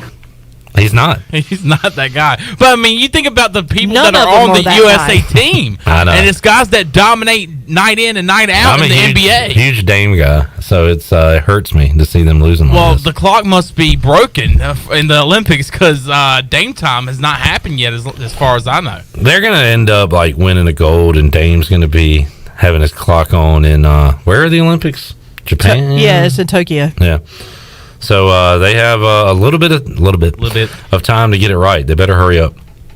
Yeah, they might wanna. I don't know. When I see some of these exhibition games, like I watched a little bit of the exhibition game against when they took on I think it was Nigeria. Was this Saturday night? Yeah. Nigeria. And Kevin Durant couldn't throw it in the ocean. He kept hitting the front of the rim, the back of the rim. Well, have you heard about what they said about Kevin Durant? What? What'd they say? He's not that guy, pal. You're not that guy, pal. Trust me. You're not that guy. Thank you. But it just seemed like they were very, and like I said, I only watched a very short portion of it, but it just didn't seem like they had any sense of urgency. They didn't seem like they really wanted to be there. I don't know. It just seemed. I just think sometimes we have an ego that, at times writes checks that our butts can't cash. Maybe they show up just expecting to dominate like they are at the 1992 Yeah, Dream and the Team. thing is that you got to work for it. I mean, European basketball has been around for a long time. It's not like these guys just showed up. USA plays Argentina tonight. They're 18.5-point favorites. There is no possible way you could bet on USA right now. Not the way they've been playing. No way. Just no way. All right, so there is that. Shirley, did you want to bring up the Pop interview or the press conference after the game last night? Yeah, we can hit it real quick. So the question was to Lillard, and I think he actually answered the question, and then Pop jumped in. But you won't hear Lillard here. You will hear the reporter and Greg Popovich. I mean, I know that Coach has been preaching this about how much better the rest of the world has gotten over the years. But in this being your first Team USA experience in the Olympics and that sort of thing, what's it like for you to have been watched your colleagues go through some of these tournaments and blow these teams out, and now you are kind of experiencing a much different, much closer, tougher experience. Let me also answer that question. You know, you asked the same sort of question, the same family of question last time, where you assume things that are not true.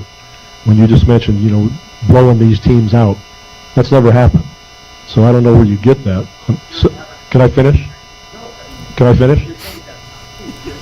Can I finish my statement? But Coach, a little. But hello, Ross Perot. Coach, I'm just trying to say. Can I finish my statement? But Coach, I'm just trying to When say. you talk, Coach, I'm just trying to say though. But Coach, but you've been. are you going to let me finish my statement or not? Oh, I will a little bit. You'll be quiet now while I talk, and then I'll listen to you.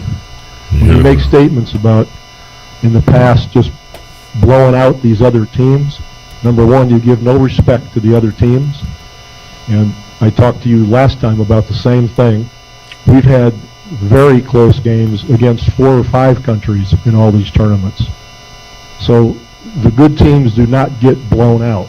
There are certain games that might happen in one of the tournaments, in the World Championship, the Olympics, where somebody gets blown out. But in general, nobody's blowing anybody out for the good teams. So when you make a statement like that, it's like you assume that's what's going on. And that's incorrect. There he is, Greg Popovich, as chipper as ever. First of all, I love Pop because he is notorious for short answers. This is probably the longest answer I've ever heard Pop have. And it wasn't even for him. The question wasn't for him. We laugh at that and Belichick and stuff, but I would hate to have to ask this guy a question, win or lose, because he makes it his job to make you look like an idiot. And, like, it's funny, but, like, wouldn't you hate to be the person asking the question? Well, I kind of see where he's coming from with that, but, you know, when I think back to, like, when the Dream Team played back in the 90s in the Olympics, there were some blowouts. Well, I mean that just shows you how much it has evened out. The parity is not as, you know, the division as far as the gap between USA basketball and everybody else has gotten a lot closer. But I don't know. I mean, look, you had players that didn't even want to play on this team. You had them opting out for one reason or another. What does that tell you? Yeah, and I mean, there are, I don't know if these are reasons or excuses, but the NBA season is still going on. Yeah. So they kind of rushed the season together after a COVID year and what they did in the bubble last year. So a lot of guys opted out for that factor because they're going to play in the Olympics and then have to start getting ready for the next season, which is coming up. So, they're going to, a couple of losses will hopefully give them that want to show up and I win. certainly hope so, but I don't know. I just don't go over to Tokyo and embarrass yourself. That's just me. I mean, you know, because of the fact that these are professionals, these are not like college athletes, these are not, you know, guys off the street, you know what I'm saying, that have an opportunity to play for their country. Most of these guys are multi-million-dollar athletes. Go over there and act like you got some sense and play. That's that guy, you know. Yeah, don't be. You're not that guy, pal. Trust me. You're not that guy. I mean, I'm just saying, not everybody gets to go to the Olympics and compete. And be physical. And be physical. And be a good Doggone bunch. it. And be a good bunch. And come home with a stinking gold. That's all right. Don't be that team that comes home without a medal because you're lazy. You're not that team, pal. I'm just saying. All right, let's take our final break. We'll come back and we will wrap up this Tuesday edition of Pirate Radio Live. Back with you after this.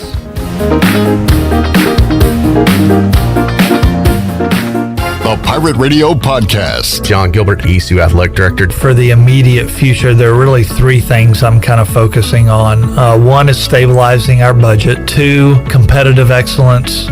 We need to win. And then the third piece would be our student-athlete life. Listen to every Pirate Radio podcast now by visiting our podcast channel and subscribing in Apple iTunes or SoundCloud. The Pirate Radio Podcast is powered by White Claw Hard Seltzer, proudly distributed by Coastal Beverage.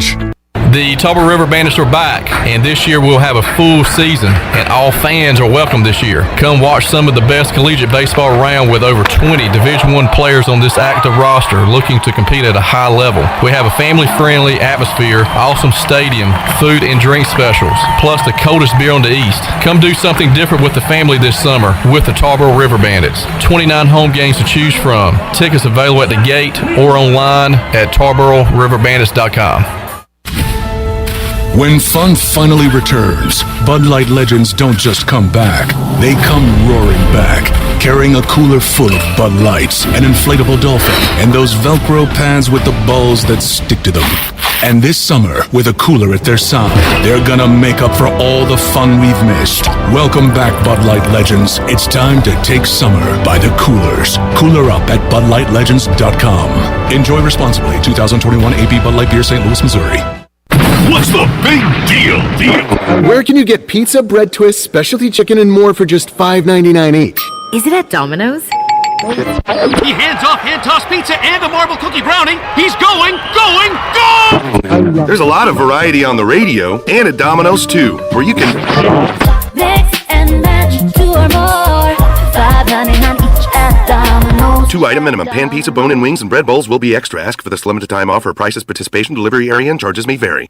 Have you stopped doing your favorite activity due to chronic aches and pains? Let Eastern Physical Medicine and Rehab help. They provide regenerative injection therapy that can help with osteoarthritis, joint pain, carpal tunnel, and plantar fasciitis. Eastern Physical Medicine and Rehab will help you get back into the groove. Eastern Physical Medicine and Rehab, 2245 Stantonsburg Road, across from the hospital. Call 215-9294 for an appointment today.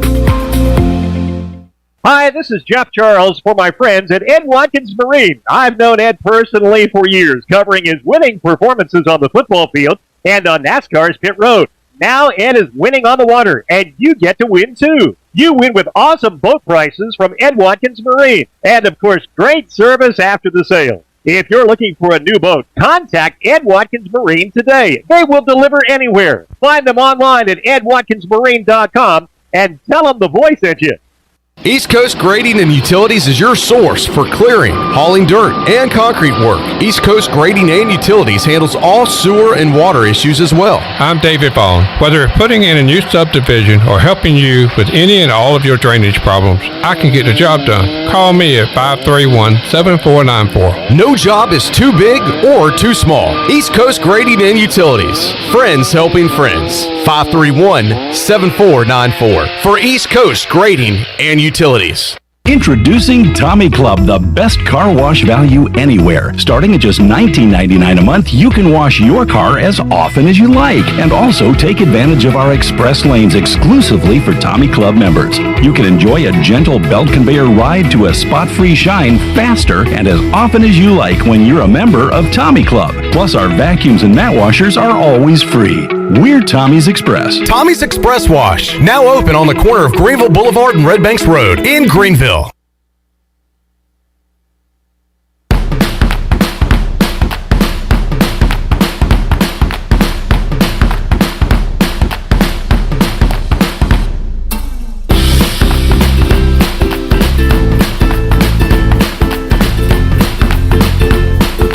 You're listening to Hour 3 of Pirate Radio Live. Do you need custom t-shirts, apparel, or promotional items for your business, organization, or event? Keep it local. Print it local with University Sportswear. Contact them today at universitysportswearenc.com. Now, back to the show. Welcome back, and taking a look at your stock market report for today. It was a rough day for the stock market. The Dow fell 107 points and closed at 34,888. NASDAQ was down 55 points at 14,677, and the S&P was also down 15 at 4,369. That's your Wells Fargo Advisors financial report. For a personal look into investing, call Wells Fargo Advisors today at 756-6900 in Greenville. Wells Fargo Advisors, LLC, member SIPC. And now let's head back into PRL. Here's Clip Brock. Back with you on Pirate Radio Live and saying goodbye to you on this Tuesday. Thanks for tuning in. Thanks for chiming in and being a part of today's show. We'll be back with you on Wednesday. Visit with the voice Jeff Charles, Bryce Williams, our Wednesday regulars, and also continue our ECU football opponent previews.